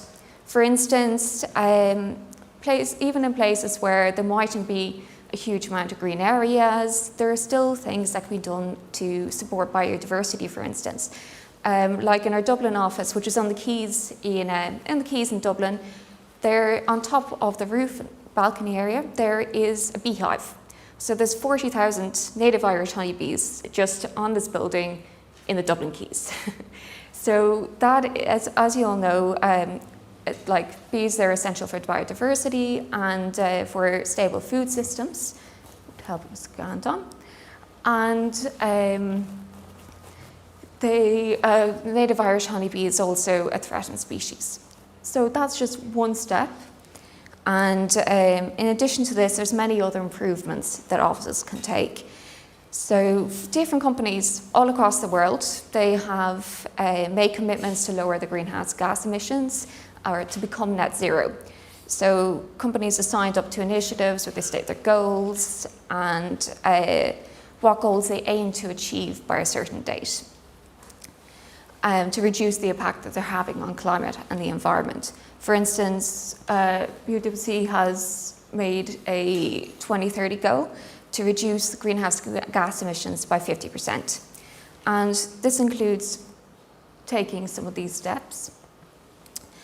So just to call out a couple of these, that would be like switching to 100% renewable energy, driving energy efficiency, improvements in the offices, reducing air travel. So instead of like going to in-person client meetings, maybe in a different country, to using virtual options. Now that hybrid working is much more common, and we're able to use video meetings and such like that instead. So I've already spoken a bit about energy, travel, and biodiversity. So when it comes to waste, there's things like in our offices, for instance, there's no longer paper towels available, there's only hand dryers. That was a recent enough change. There's things where when you're getting food packaging, it's all compostable or biodegradable instead. And again, you can't use takeaway cups in the office, you have to bring in your own reusable cup. So another thing as well is that while try to reduce the amount of paper we're using, like in printing, trying to reduce the amount of printing, however, when that's not an option, all the paper available, that's recycled paper. So it's just that extra step. So these are just some of the changes that have been implemented to reduce waste in the office. Now, fashion. And it might be an odd choice to kind of discuss in an office, but you will already heard about the negative effects that fast fashion can have on the environment. And our firm has taken a number of steps to promote sustainable fashion. And this can be through partnerships such as partnering with fashion rental services. So if you're going to a big event, instead of buying a tux or buying a dress, you can rent them for the occasion. And there's also events such as upcycling workshops and swap shops. So upcycling, so people might bring in an old piece of clothes, and you can see the picture up there where they are making adjustments with sewing and that sort of thing to the clothes that they already have. And swap shops as well, well, we kind of touched on that, but there's one fairly recently actually held in the office, and there's been a couple where people bring in old clothes they don't want, put it on the rails, and then take something that they do want instead. So it's just an easy thing, very easy as it's happening in the office, so it's quite convenient. So that's happened in our Dublin office fairly recently there. And it's kind of small steps such as that. And just as a few as well, there's another thing which has been held quite recently, which is the Sustainable Life School. So people signed up to kind of like learn more about the environment and to say that they were going to make a certain amount of changes. So like some of them included washing clothes at a lower degree. So it's things like, I suppose what offices can do is educate people about the changes that they can make. Like again, coming back to the theme here about small sustainable changes which are easy to make and generally are quite cheap or don't require a lot of investment. So moving on now as well. So what we were talking about, sustainable travel. And so this also applies to offices in terms of the ways to walking and cycling. And there's a lot of initiatives such as a smarter travel mark. And that involves a number of initiatives. And when we're looking at, for instance, at like cycling, we had something a couple of months ago where people could bring in their bikes and there would be like a bike maintenance drop-in clinic, so they could just drop their bikes off, it would be fixed and they could pick it up later on. There's also sessions happening on bike maintenance, a lunch and learn on that. So it's all about upskilling and it's something which is very, very important in offices. So by holding events like that, it makes employees like aware of the changes that are happening and why they are necessary. And also, as well as the positive impact it's having on the environment, also changes so that they can then go and make in their homes. So that's just, as we can see, some other things that happen in the office can be like market research or thought leadership. So people will research a certain topic and create articles or a report or something like that on it, and then that will be published perhaps online. As you can see, there's some people who also will sign up to take a more active role in the office and will look to promote sustainability, or they will look to promote a certain event, or these events that I've mentioned, a number of them are like organised by employees. So they will go and say, okay, I want to go and look to set these up. And yeah, I'm taking part in conferences and such like that as well. So just one last thing, I suppose, it's just a kind of a thought to take away. In terms of what small step would you take from today or from any of the sessions you've heard earlier on that you could then implement in your life, in your home, in your school? And they're all kind of easy. Maybe choose an easy change. Maybe you could look to incorporate a home, or a small change that maybe could be taken into account in school. And that's just the end of it there. So not saying that like steps like these, of course, are not going to solve the climate crisis overnight. There's obviously going to be loads of larger changes that are going to have to occur, and large investment. And it might be a thought like, what difference can one person making just one small change actually make? And what impact could something as small as wearing secondhand clothes, or recycling every single lid of a plastic bottle? And yet there are a lot of small changes, something maybe tiny in the ocean of changes that actually need to happen. But when these small changes, they all kind of add up, and if 50 people do it, then 100, and 1,000, it suddenly becomes a much bigger change, and it has a definitive impact. So thank you all for your time. I've now found out the questions are happening afterwards. So I left a bit of time, but thank you very much. Thank you very much indeed. Now can I just call on Helen? Thank you. Thanks, excellent. Thank you very much, Helen. That was excellent. I think my name is Ellen, actually, so following on from Helen. I'm the Environmental Awareness Officer in Cork City Council. So a lot of you would have met my colleague Una Leader, who runs the Lifetime Lab programme here in the Old Cork Waterworks, and I'd just like to welcome you all here, and thanks to the Lions Club as well, and welcome to everyone online. So I think from this morning's talk so far, we've got an awful lot of hope, and I think hope is an active word as well, that it's something that we're going to be doing, and we, like what you're bringing back to your schools and what we're taking from today is that there are things we can all do. And one of the things, Helen, that I always like talking about is in that whole kind of criteria of reduce, reuse, recycle, that we refuse as well. So you all have purchasing power. And, you know, I remember even back in the day when I used to go out at weekends and things that you could, you know, you might buy a new going out top for going meeting your friends. But now it's more like that you can actually refuse that and not buy something from fast fashion, and, you know, either share with your friends, swap clothes, or go into town and have a look at all the amazing second-hand charity shops there. So you have that power as well. And that power kind of, I suppose, increases the hope, and it takes away your kind of eco-anxiety about all this, you know, very frightening stuff.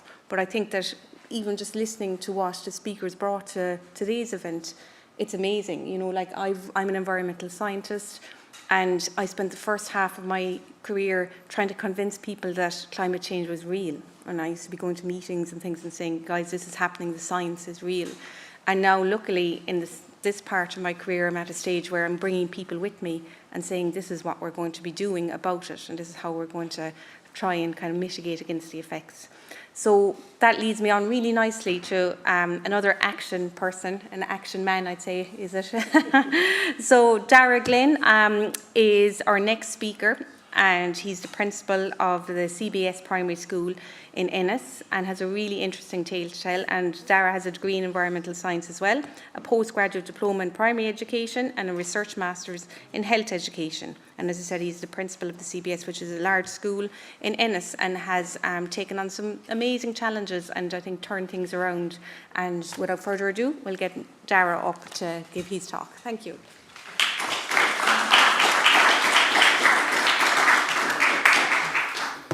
Yes, thank you very much for having me, folks. It's just going to take me a few seconds to set up the laptop here because I was awkward. I have links in my presentation. I was worried. I was worried last night that you were going to withdraw my invitation after what happened yesterday between Cork and Clare. Sorry about that, guys. Now, what I will say in my defence is that I'm a Galway man. I've grown to love Clare over the last 10 years, but I also love Cork because prior to working in Clare, I also worked in Cork for a few years. I was the principal in Skibbereen of the girls' school there, and then Beara Peninsula, a place called Urran. So yes, so anyways, thank you very much for having me. I need the notes or I won't be able to follow myself what I'm doing. So our particular story relates specifically to solar panels and microgeneration. So what I'm going to do is I'm going to tell you about us and what we did, and then I'm also going to pitch the idea of solar panels for all of your schools as well, because there is a scheme coming up for schools that will allow them to put solar panels into their own schools. So the first of my slides will hopefully appear very, very shortly here on the screen. There we go. So microgeneration, there's a definition for a small-scale generation of electricity from renewable sources by households or small businesses. And schools count as small businesses. And there's kind of basically three sections to any sort of system. You have your generations, which would be wind turbine for some, but for us, we're talking about solar panels. Then you have that middle bit there where you're either storing the electricity or you're converting it from direct current into usable alternating current. And then the last section is the using end, which is either the school or the house or the business uses it, or it gets sent off through a smart meter into the grid. So that's the system that we have in place: solar, batteries. This regulation or conversion is actually an inverter. It's what it's called. It's what we have. And yes, the rest of it is self-explanatory there. Is Ireland ideal for solar? Probably not. We're pretty cloudy, pretty wet, pretty rainy. But having said that, if you were to take a little look at a map, and hopefully, are we disconnected here, folks? That's all right. I'll connect up. If you were to take a look at the map of Europe, there's a great website that the European Union provides, and what it does is, I am connected, am I? I am. What the European Union map provides is a map of light levels in the various different parts of Europe. Now, Ireland comes across as a section that is pretty cold. It's not connecting here, Michael. Is that? We're not seeing anything. All we're seeing is your presentation on the screen here. Oh, is it? Oh, great, because there's nothing happening on this side. Okay, that's great. Well, look, if you were to take a map of Ireland, it would be fairly blue. You have Europe, you have lighter colours. You're talking about Belgium, France. They would have greater levels of light than we do. And where I live in Ennis, it's quite a deep blue. But the fact of the matter is that the technology in solar has improved to the point where now it's not even going back on the thing, is it? There's no clicking it up. The technology has improved to the point in Ireland where solar has become feasible for places even as far north as Ennis.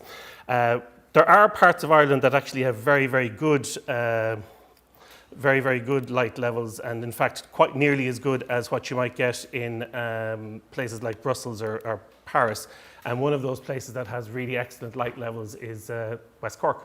So Skibbereen, Clonakilty, all along the southern coast of Ireland, the light levels that you get over the course of a year is pretty much the same as what you get in northern and central Europe. The range for the optimal range for solar panels is 15 degrees to 35 degrees in terms of temperature. So Ireland, while not ideal, we do get up above the 15 degree point regularly during the year. Places like the Sahara Desert, where you might think that would be a perfect place for solar panels, it's too hot. The solar panels, they really stop working after about 35 degrees. They really go a little bit haywire. It does rain a lot here, but but you don't need direct sunlight for solar anymore. The improvements are such that you can now use indirect sunlight, dispersed sunlight, and it works just fine. The cost of solar is also falling. So the cost for us to install our solar panels that we have in CBS in Ennis was nearly 1,700 per kilowatt. Now what I'm hearing from local schools is it's dropped to about 1,500 per kilowatt of a plant. So taking a look at whether or not it's a good fit for schools. So Ireland, it's not the ideal, but it is improving because of the technology. But in terms of schools, well, here's a very good reason why it's a good fit for schools. 182, that's the number of days that a primary school is open. 166 for a secondary school. So what you have there is more than half of the year. You have generating capacity for the school. So it can be generating electricity, which can go to batteries, go to grid, things like that. The other thing that's very good is that there's a hierarchy of usage. So when you're doing microgeneration, you want most of it to be used straight away. That's how you get the most efficient use out of microgeneration. Second best thing to do then is to store it somewhere. We have a battery for ours, but you can also use it to pump water up to a height and then use that potential energy to bring you some electricity back during the night. But for most people, batteries is the best way to go. And then the last one is send to grid, because even when you do send your generation, your surplus generation to grid, an awful lot of it just gets lost. It just, it gets, I think a certain percentage of the electricity that goes back into the grid from a microgeneration never gets used by anyone else. So there is a hierarchy. Schools are open during the times that they produce the most electricity. So if you're at home, most people, they go to work or they go to school, so if they're generating electricity at home, it's not being used straight away, whereas at schools, we're open during the time that we're using it. Roof space. Schools have lots and lots of space, lots of roof space, and one of the great things about solar is it's predictable. It scales up, so if you double the solar, you're going to double. If you double the amount of panels, you are definitely going to double the amount of output that you get from it.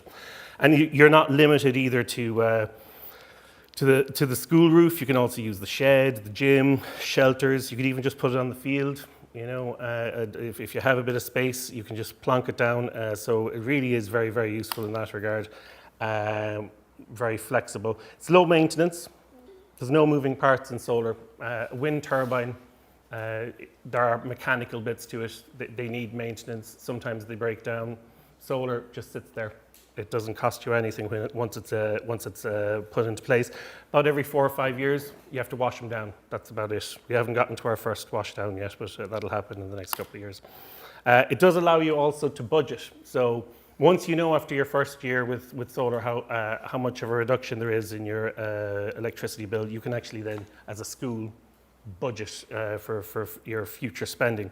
So I know how much now our solar panels will save us, and that money now I can just spend on something else, and I know that it's there, that it will be there. So there's predictable minimum savings. Now we're a CBS school, so we're an Edmund Rice school, and part of our ethos is very strong environmental. So has every school. Every school has an element of environmental or ethical action, and certainly schools are one of the businesses that will purchase and will make decisions on ethical grounds primarily. So again, very good fit for schools, solar, because it allows you to do that. So in our particular case, when we were thinking about whether or not to forge on ahead, there we go, forge on ahead with our own panels, some of the things that we thought about. The first one was the energy rating of the school. So our particular school, it's a recent build, so it has an A energy rating. It has 700 occupants that use it every day, so about 660 kids and 40 staff. And we use about 45,000 units a year to run our school. The next thing is location. So that map, which would have been lovely to look at because it's a very visual map, would have given you an idea that, and that's something that we had to look at as well. It gave us the idea that we could probably get away with solar. We just weren't sure. But certainly with the recent advancements in solar, it has become very feasible for schools anywhere on the island to be able to use solar. Orientation is another issue. So what you want to do is you want to make sure that your panels are south facing. Now we have a flat roof school, but there is part of our school that's facing east. So on the flat roof, all of our panels, we have them orientated to face southwards, but even the ones that are facing eastwards naturally, we just lift them. They're lifted slightly so that they face in a southerly direction. We are getting some new panels in over the next couple of weeks, and they will all be orientated eastwards. And the reason for that is that we're finding that in the morning it takes a while for our solar panels to get up and running. So we want to catch the morning light as much as possible with the extra panels that we're putting in. So that starts the generation a little quicker. And then using a whole bunch of complicated bits of data like that, it is possible then to calculate the number of panels. We were too lazy to do it, so we got the company that we hired to put in the solar panels, got them to calculate exactly what we needed, which was 87. We needed 87 panels to provide us with the 40 kilowatts of solar power that would give us more electricity than what we would probably use in a year. So that was the plan. Then it came down to cost. So the cost was €67,000 to do that. And it was a bit of a risk. We weren't sure if it would work because that €67,000, you could have spent it on electricity directly. You know, it would have paid for 2.5 years of electricity for us. But we decided we'd take the punt. We had a bit of money saved up, and so we invested it in the solar. And it was, I suppose, an easy enough decision for us to make because we made the decision in 2017, but 2 years beforehand, the Board of Management made it school policy in one of our meetings to try and achieve carbon neutrality. Now, we're not there yet, but solar panels is certainly a big step in the right direction. We got our new building in 2019. For that, we had to save up a bit of money, a bit of fundraising for extras. We wanted to stick in an AstroTurf pitch and a few bits and pieces. We found that we had some money left over after that, so we just had to bridge the gap from what we had in 2019 to get up to the 67,000 for 2022. So we installed our panels. And then by this January just passed, we had a full data set for 2023. So we were able to say exactly how much power the solar panels have saved us in terms of drawing from the grid. And also I can tell you how much we saved in terms of the money itself. I wonder now, will the internet be working for me in a minute? Solar system. So our solar system, pun intended, yes, the 40 kilowatt plant. Well, first of all, you can see here, this is our school. There's the flat roof, and they're all of the panels are facing south. There's another batch of them. We couldn't fit all of them on the roof. There was another batch of them here, and they are also orientated in a southerly direction. Top right there, you have 50 kilowatts of battery. So that's two towers of 5 kilowatts. They're about 4 or 5 feet tall. And top left there, we actually have 2 inverters. And as I said, they convert the direct current from the solar panels into alternating current that we can use with our appliances. Will I try and connect? I'll give it a go. It would be nice if it worked. Continue. Accept. Oh, this is more. This looks a little bit more, oh no, you're still, oh, I'm looking down here. Down here it's working just fine, folks. Bring it across onto you, that's an extended test. That's if you just drag the window across, you get to see it on the screen here. Then, so if you imagine that's like an external monitor plugged in. Is that what it does? Okay, right, interesting. Well, let's see if I can do that. So, because it would be nice to be able to see a little video of it. So how do I drag that? I click and drag it. Oh, so close. Will I try again? Oh, there we go. Oh, handy. All right. Learning something new every day. So there you go. So there's the school. We'll take a little drone, flight over it. I'll skip on ahead if that's okay. Where does it to 40? There we go. So those are the solar panels there. And as you can see, we're a town centre school. And you can see that they're all orientated in the same direction. You can see the reflectiveness of the solar panels themselves as well. They're very good. And what I'm going to do now is just skip ahead one more time so you can see how they're orientated there. We plan on putting our next set of panels, we're getting another 20 panels in the next couple of weeks. We're going to put them here either side of this, but we're going to face them that way to the left. So there you go. So there's a flyover of them.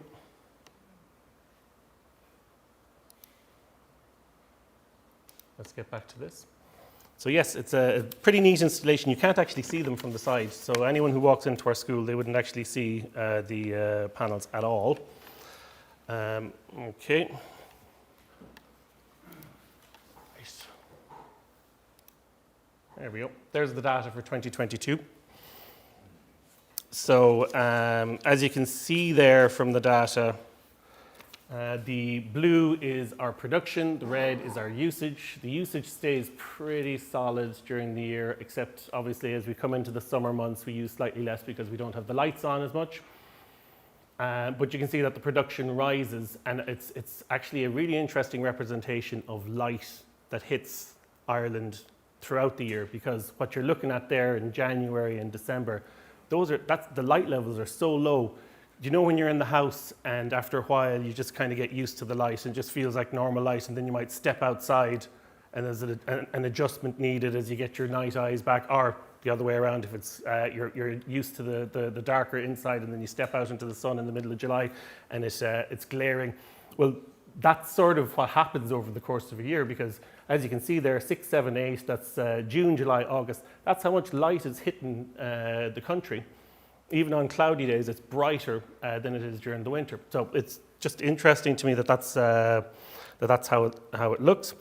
As you can see, we produced in 2023 39.48 megawatts. We used 32, so that's the basis of us being, I suppose, solar powered. And then the trees planted, the equivalent of 2,000, just over 2,000 trees planted for that year. That gives you an idea of the environmental impact of it. Will we try one more? If we can get this one working, it would be really nice, because it is a very interesting website. It is a live update. We can have a look at what the school is doing right now in terms of generating electricity. So what I'll do is I'll try and click and drag this across. Are we looking at it? Yeah. Oh, isn't that great? Okay. Wonderful stuff. All right, so that's today. You can almost tell what the weather's like during a day by looking at the graph. Our production is in blue again, and our consumption's in red. You can see when school starts. You can see the little bit there, the sunrise, where the lights come off. We have street lights outside, so the street lights come off. We drop down to quite a low usage. And then the kids start coming in, and the staff start switching on the laptops and the interactive whiteboards, and that comes up high. And then the production, as the sun rises, starts to rise. And any time that the clouds clear, you can see that we have a rise in production. I'll take a little look at a particular date from last year. We'll look at the longest day of the year. Oopsie daisy, let's go back. So if we take a look at June the 21st, here's a day that started cloudy and then wall-to-wall sunshine from about 20 past 2 that day, and loads and loads of production. So that's what our graphs look like. During winter, we tend to produce an awful lot less.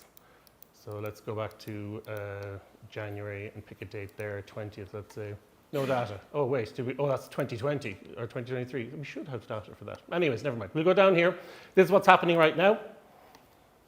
Right now, there's 14.7 kilowatts being produced by our solar panels. Some of that, 12 of that is going into consumption right now. So the kids, what time is it? 12:41. So there's half of them out on yard running around, but the rest of them are inside, and they have their interactive whiteboards on and their laptops on. And the battery is being charged by 2 kilowatts of surplus energy. And then the rest, there's only a small bit going to grid at the moment, which is great because you don't want much going to grid. It'll be a waste of your precious generation to do that. If you look at the generation here, last year we went into surplus generation in April. And this year, and I know we all feel like the weather wasn't great this year, but in 2024 we went into surplus generation in March, so it was a little bit better, the weather, than we might have thought. So there you go. So those are all all the data from our school right now. On a good day this time of year, we'll make nearly 300 kilowatt hours of electricity. So moving on. The financial argument. Now, this mightn't interest you, but it's a great way to get your teachers and your principal to buy into this idea of spending on solar. Because when you look at the financial argument, you have to look at the day rate and the night rate per unit that you're paying. The day rate obviously gets affected by the solar panels. So you're paying less for less units if you're generating your own electricity. The night rate, if you have batteries, which we do, that gets affected by the influence of the batteries, because your batteries, they get charged during the day by the surplus production, like you saw on the last slide on the website. But the other thing that happens then is at night, if you have night rate electricity like we do, we get a second charge of our batteries at 2 a.m. in the morning at half the price. So both of those will have an impact on the cost of electricity. So firstly, just focusing in on the units, the day rate units, there is a graph of the amount of units we used in 2022 versus 2023. The yellow is obviously 2022, and you can see there in 2023, it's a little bit peaky because not all of them are readings. Some of them are estimates by the company. So once they get the hang of what we're doing, even their estimates will be a bit better. But you can see there's a big difference between the two. And of course, the result of that is that the amount of money that we're paying specifically for units has come down as well. In fact, the total savings based on units alone was €9,840 for the year. However, that doesn't take account of the batteries and the night units and all of that kind of stuff. If we were to look at that, which is this here, it's a simpler graph. That is 2022, the bills versus the bills for 2023.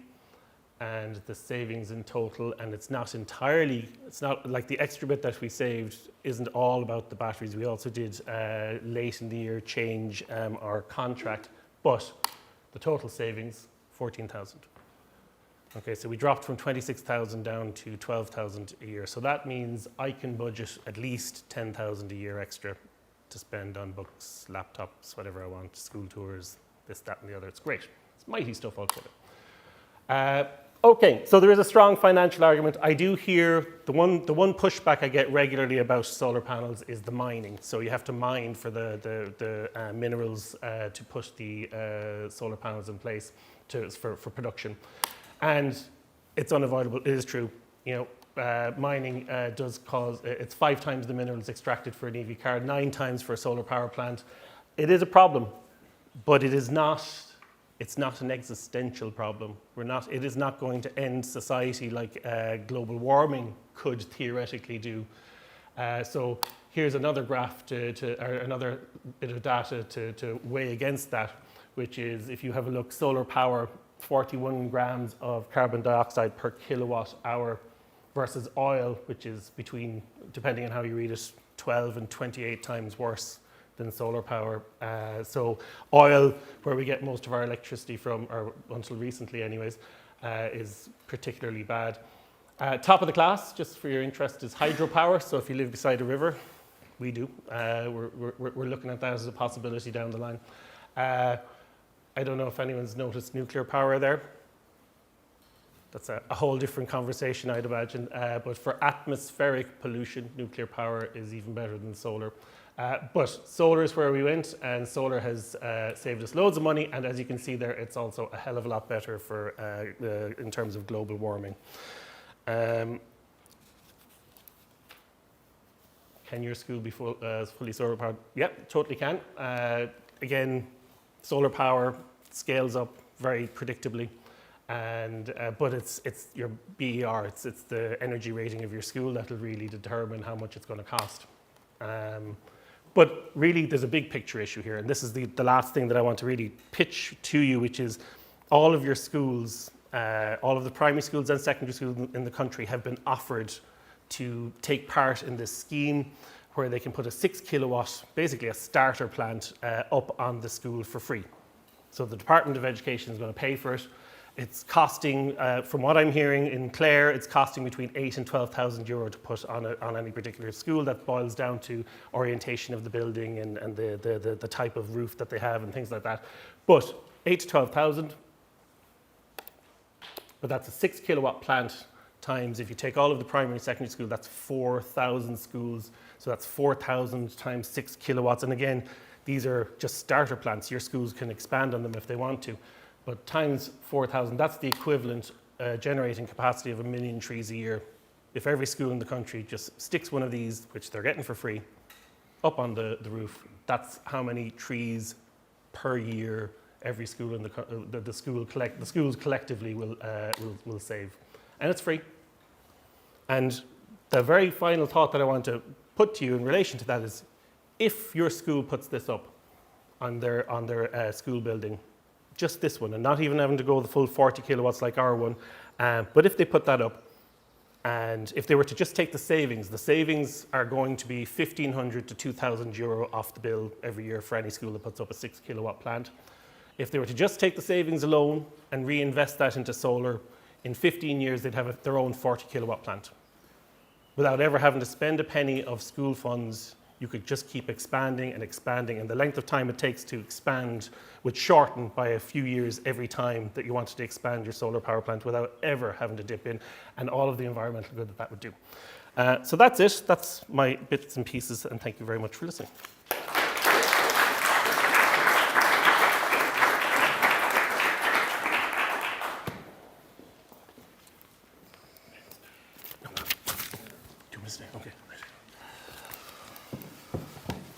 Okay, thanks very much, Dara. And I want to thank all the speakers this morning who have lived in time.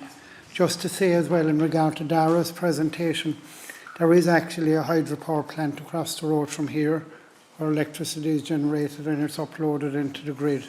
So we have hydropower, and part of this building is actually being fed from a generation plant across the road.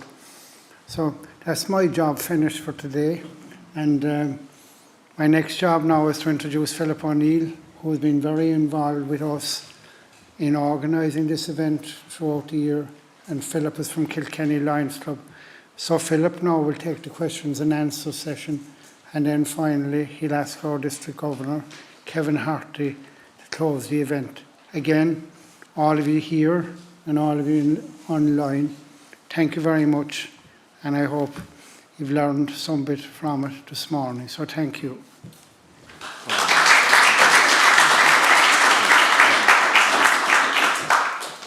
Thanks, Michael. Just before we start on the questions, I just think, like, as chair, I'm chairman of the Environment Committee for all Lions clubs, both North and South. And I just want to thank all the Lions clubs, all their club environment officers, for all the work they do in organising an event like this. but also for all the environment work they do in their local communities. The one thing I noticed was the backdrop here.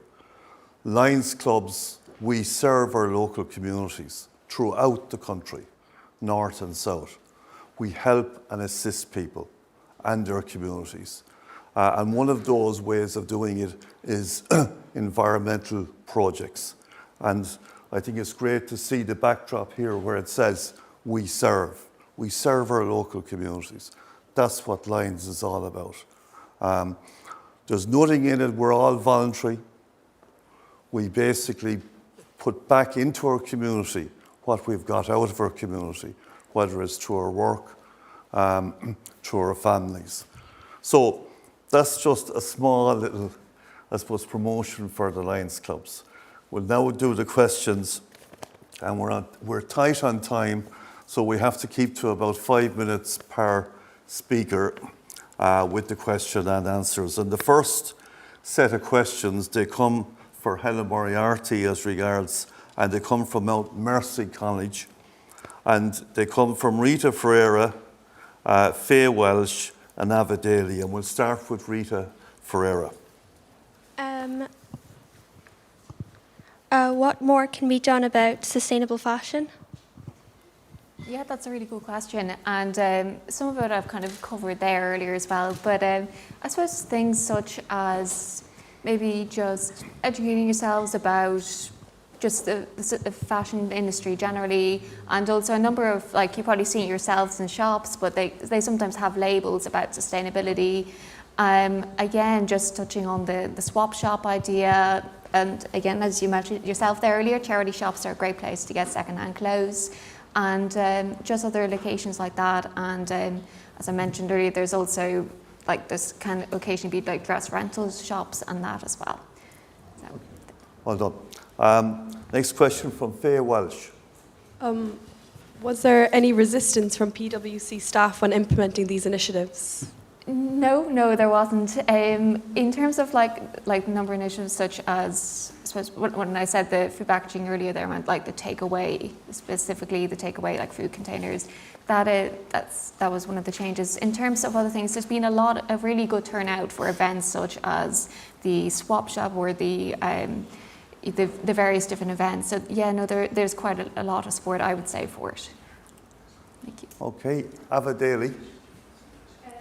Ava. When PwC was choosing an electricity supplier, was the decision based on price or on the basis of green electricity produced? That's a really good question. Unfortunately, I don't know. It wasn't something which I would have been involved with specifically, but that's a very good question. Thank you. Yeah. Well done, great question. Questions for Dr. John McNamara, Bord na Móna. Could I also thank Bord na Móna? I know our District Governor is going to, as well as regards Cork City Council and Bord na Móna for helping with sponsorship for today. Just thanks very much. So questions for Dr. John McNamara from Colashta on Spirit Neve, and they come from Dara Novak, Dara Orne, Oisin Coleman, and we'll start with Dylan. There have been issues in Mayo with landslides associated with building wind farms in bogs. Has Bord na Móna been faced with this situation, and what can you do to prevent it? Wow, that's a good question.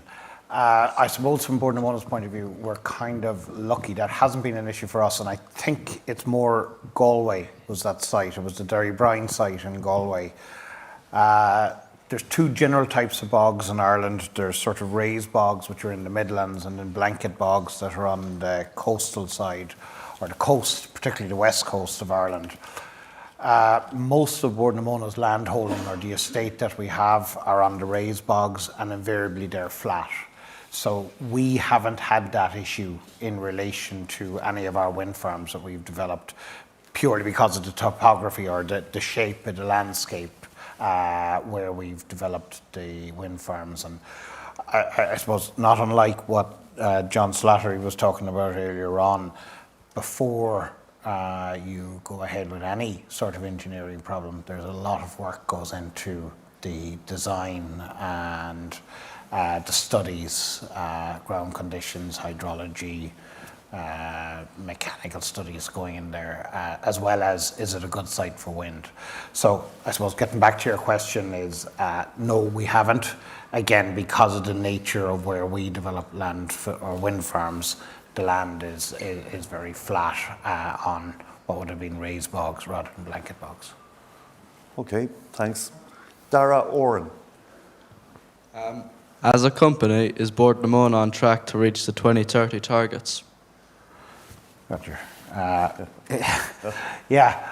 suppose we are. Okay, so you saw us, we're coming from a very high base. So you saw us reduce on that slide. We've reduced our verified emissions by about 82% over a 6-year period.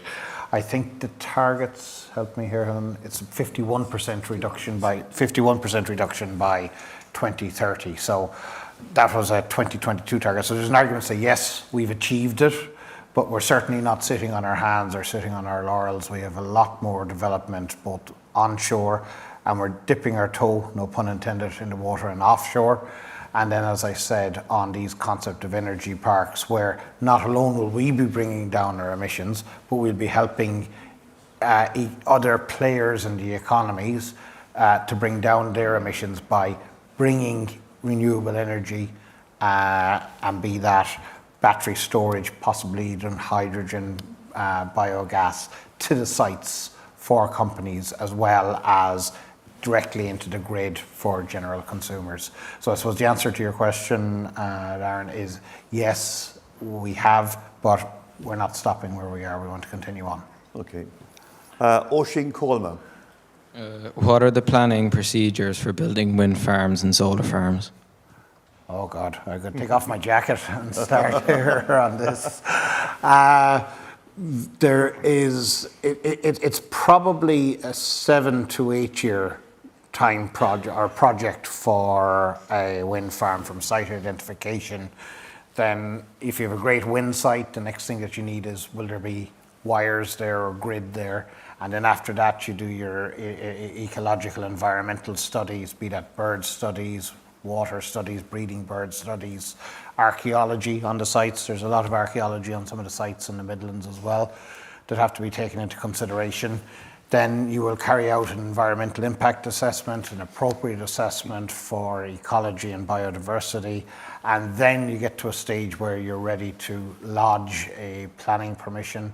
That can take anywhere from a year to 2 years. It can be brought to on board Planola if it's challenged, or then subsequently under judicial review into the High Court. So you could be looking at between sort of 7 to 9 years for a project. We have a whole team of girls and guys back in the office who have expertise across a range of disciplines that put together very comprehensive planning packs that go out into public consultation. I think that's an important point here. We were talking about it over coffee, about people's ability to influence their environment, and that also means, you know, what gets developed in their environment, and then make sure that those developments are fit for purpose. So okay. A lot of work goes into it. Again, hence the reason we have nearly 1,000 people working for us in terms of developing these projects. Okay. Now we have questions for Dara Glynn from students from Mount Mercy College. And they come from Farragan, Binta John, Kieran Goff, and Breed Hegarty. So the first is Farragan. Farah? Yep. How did your school select a supplier for these works and services? We stumbled across them in 2017. There was another company that in 2015 were going around school to school, and they were telling people that they would install solar panels and they would charge the school nothing, and that the school would then just pay the electricity rates to that company. I don't know whatever happened to them, but somewhere along the lines, we just came across this other crowd who had a local representative in Ennis, and we started talking with them. Now, when it came down to the selection process, we still had to go through a proper procedure. We got quotes from 3 different companies. But the crowd that we had been dealing with, they knew the school well enough. They knew that that we had, the funds raised, so they came in at a very good price at the time for us, anyways. So they knew that that things were going to be fine. So yeah, Okay. stumbling across them really. Great. Binta John. Has the Department of Education got a list of energy suppliers who buy and sell electricity, or did you pick your own? We picked our own but they also do have a system that schools can buy into. So primary and secondary schools, they can bulk buy electricity collectively and get a better price for it. It's a legacy issue. We had our own provider previous to that, and it just happens that the provider that we had, we were talking to them about our solar panels since 2017 as well, so we kind of stuck with them just to make sure that we get paid for our electricity when the time came. Okay. Karen Goff. Did your schools have to get planning permission for the works done? No, thanks to the intervention of, am I allowed to say the name of the of course. Well, the current government. They removed the planning restrictions. And I know that it was a real Green Party thing. Now, I'm not a Green Party member myself, but I know that they did a lot of work in this. It was one of the first things that they wanted to do. And they had the restrictions. They really pushed for the removal of planning restrictions. So, no, we didn't have to do planning permission. Okay, Breed Hegarty, the last. In cases of existing schools, do they need to get planning permission? No. Okay. Short answer. So, first of all, I'm before introducing another person to say a few words, I just want to thank all our speakers and for the great answers that everyone has got from them. I want to now just introduce Amy O'Sullivan from Coláiste, Quillam, who will reply on behalf of the students. So Amy, would you like to come up to the podium? Or would you like to stay there? Okay. On behalf of all the students here and those participating online, I wish to thank all of the presenters for their interesting and thought-provoking presentations. Climate change is the biggest single challenge facing our generation, and this seminar has given us some practical ideas on how we can make a real difference. Thank you. Well done.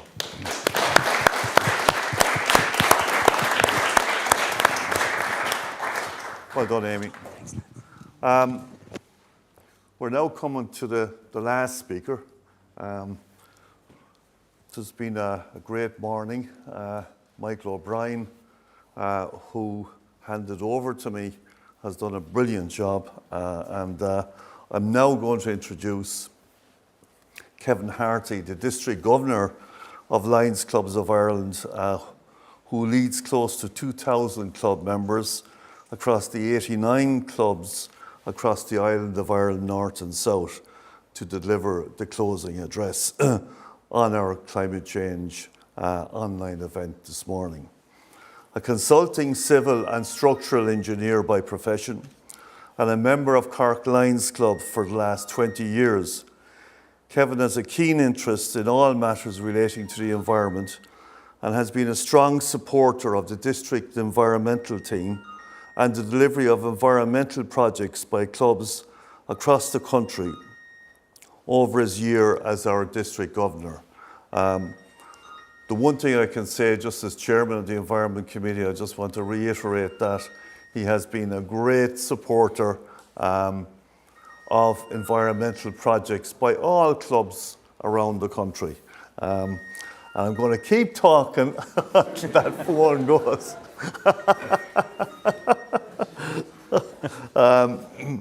And I hope you've heard that last bit.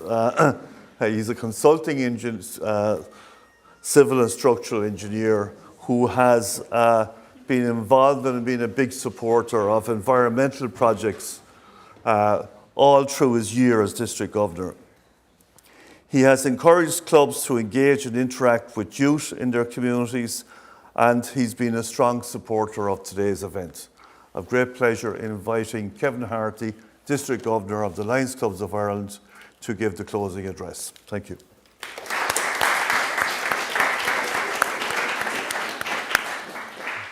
Thank you, Philip. And good afternoon, everyone, both here in the Old Cork Waterworks and all of those from close to 100 schools, almost 10,000 students who have tuned in online to our event today. I am delighted to be invited as District Governor of the Lions Clubs of Ireland to present this closing address at the inspiring online climate change event for TY students at the Old Cork Waterworks here in Cork this morning. Firstly, I would like to take this opportunity to thank all of those who have contributed to the success of today's event. To the Lord Mayor of Cork, Councillor Kieran McCarthy, for his opening address and words of wisdom earlier this morning. The introductory video presentations from Professor John McSweeney of Maynooth University and Anne Doherty, Chief Executive of Cork City Council. To the session chairs and presenters, to John Slattery, Acting Cork County Engineer, who spoke to us about the impact of climate change at a local level here in Ireland, with the extreme flooding events we have experienced over recent years. And to Roisin and Sarah of the Global Citizenship Team on the impacts of climate change on the Global South. To Dr. John McNamara, Chief Sustainability Officer with Bord na Móna, who gave us an insight to projects they are implementing to become a more sustainable company. To Helen Moriarty, Senior Associate Financial Services with PwC, who outlined steps that each of us can implement in our own homes, in our schools, in our offices to improve our carbon footprint. And to Darragh Lynn, Principal of CBS, who told us about the installation of solar panels to generate electricity to meet the needs of their school. I trust that these presentations provided you with a clear insight to the effects of climate change and to the steps being taken at both a corporate level by companies such as Bord na Móna and that we ourselves can take in our own home, schools and offices to reduce the impact. Special thanks to our sponsors, Cork City Council and Bord na Móna, to Ellen Murphy and Mervyn Horgan of the Old Cork City Waterworks for hosting the event at this wonderful venue here this morning, to CAVS, who provided the audio-visual services which facilitated the transmission of the event to close to 100 schools across Ireland this morning, to Collins Print, to the President, Jim Costello, and members of Bishopstown and District Lions Club for your work in assisting with organising the event in association with our district environmental team, and also to the clubs and their environmental officers across the country who made contact with their local schools and recruited them to tune into the event this morning.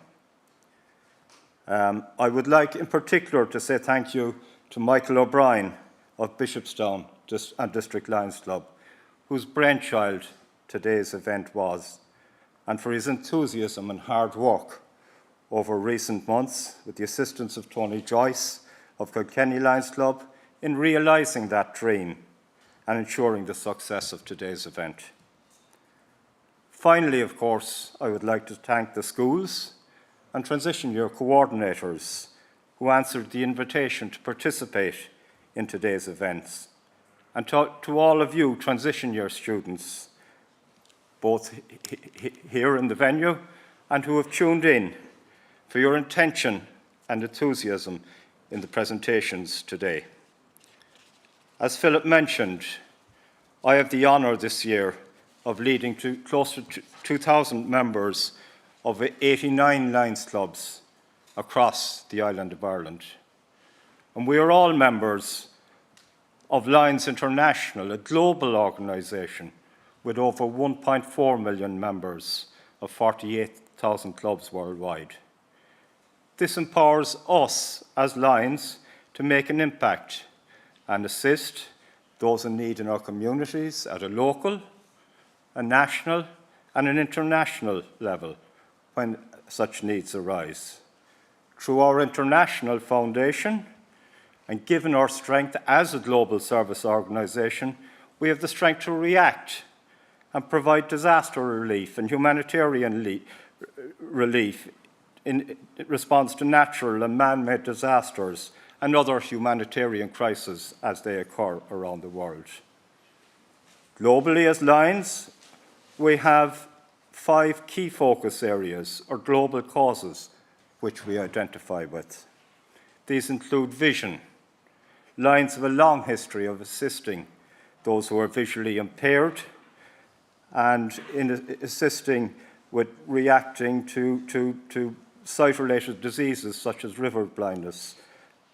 At a local level, many of our clubs participate in spectacle recycling and collection boxes located in opticians and other public buildings collect old and disused glasses, which are then sent to France, where they are cleaned, graded, serviced, and distributed through Lions vision screening projects in countries less fortunate than ourselves. Hunger, including homelessness, is another global cause.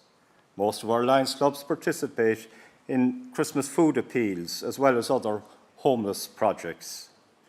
Diabetes, often referenced as the silent killer, is another global cause, and many clubs would participate in running diabetes awareness campaigns, particularly over social media over recent years.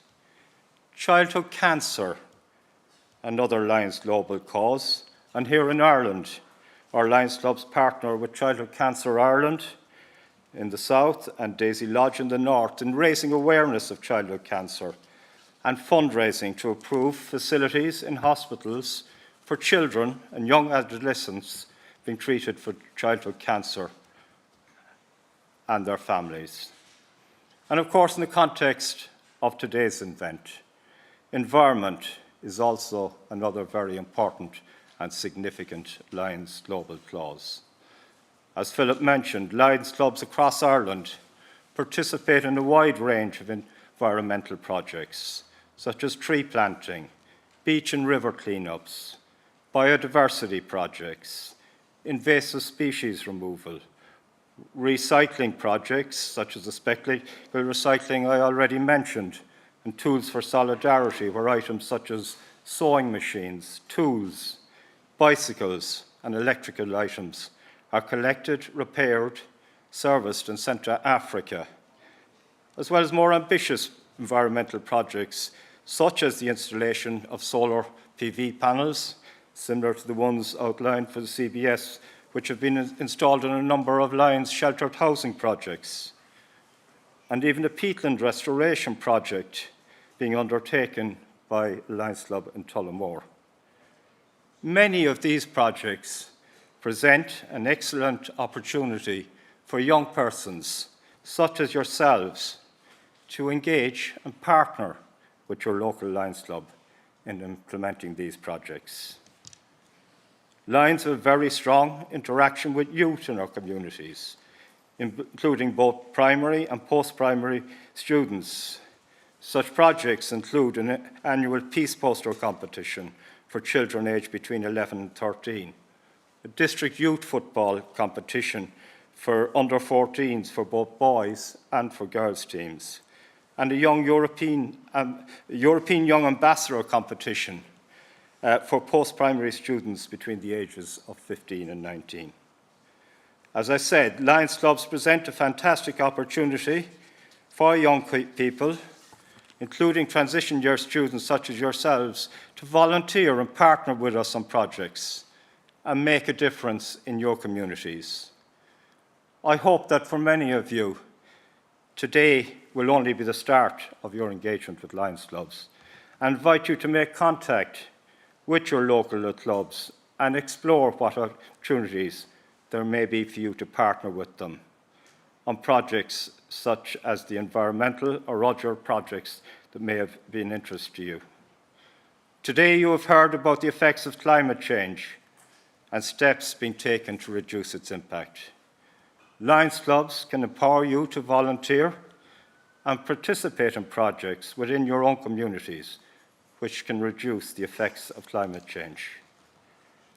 There may even be opportunities for you to explore the option of setting up a Leo Club, which is a club for young Lions in association with your local Lions clubs, and to elect your own leaders and implement your own projects, such as environmental projects within your communities. I will ensure that we will follow up with all of the schools that have participated in today's event to further explain these opportunities over the coming weeks. So please keep in contact with your transition year coordinators to see how Lions can empower you to volunteer and make a difference. We trust that you can take these opportunities presented, ensuring that we do everything we can to reduce the effects of climate change on your future on this planet. Thank you, and enjoy the rest of your day.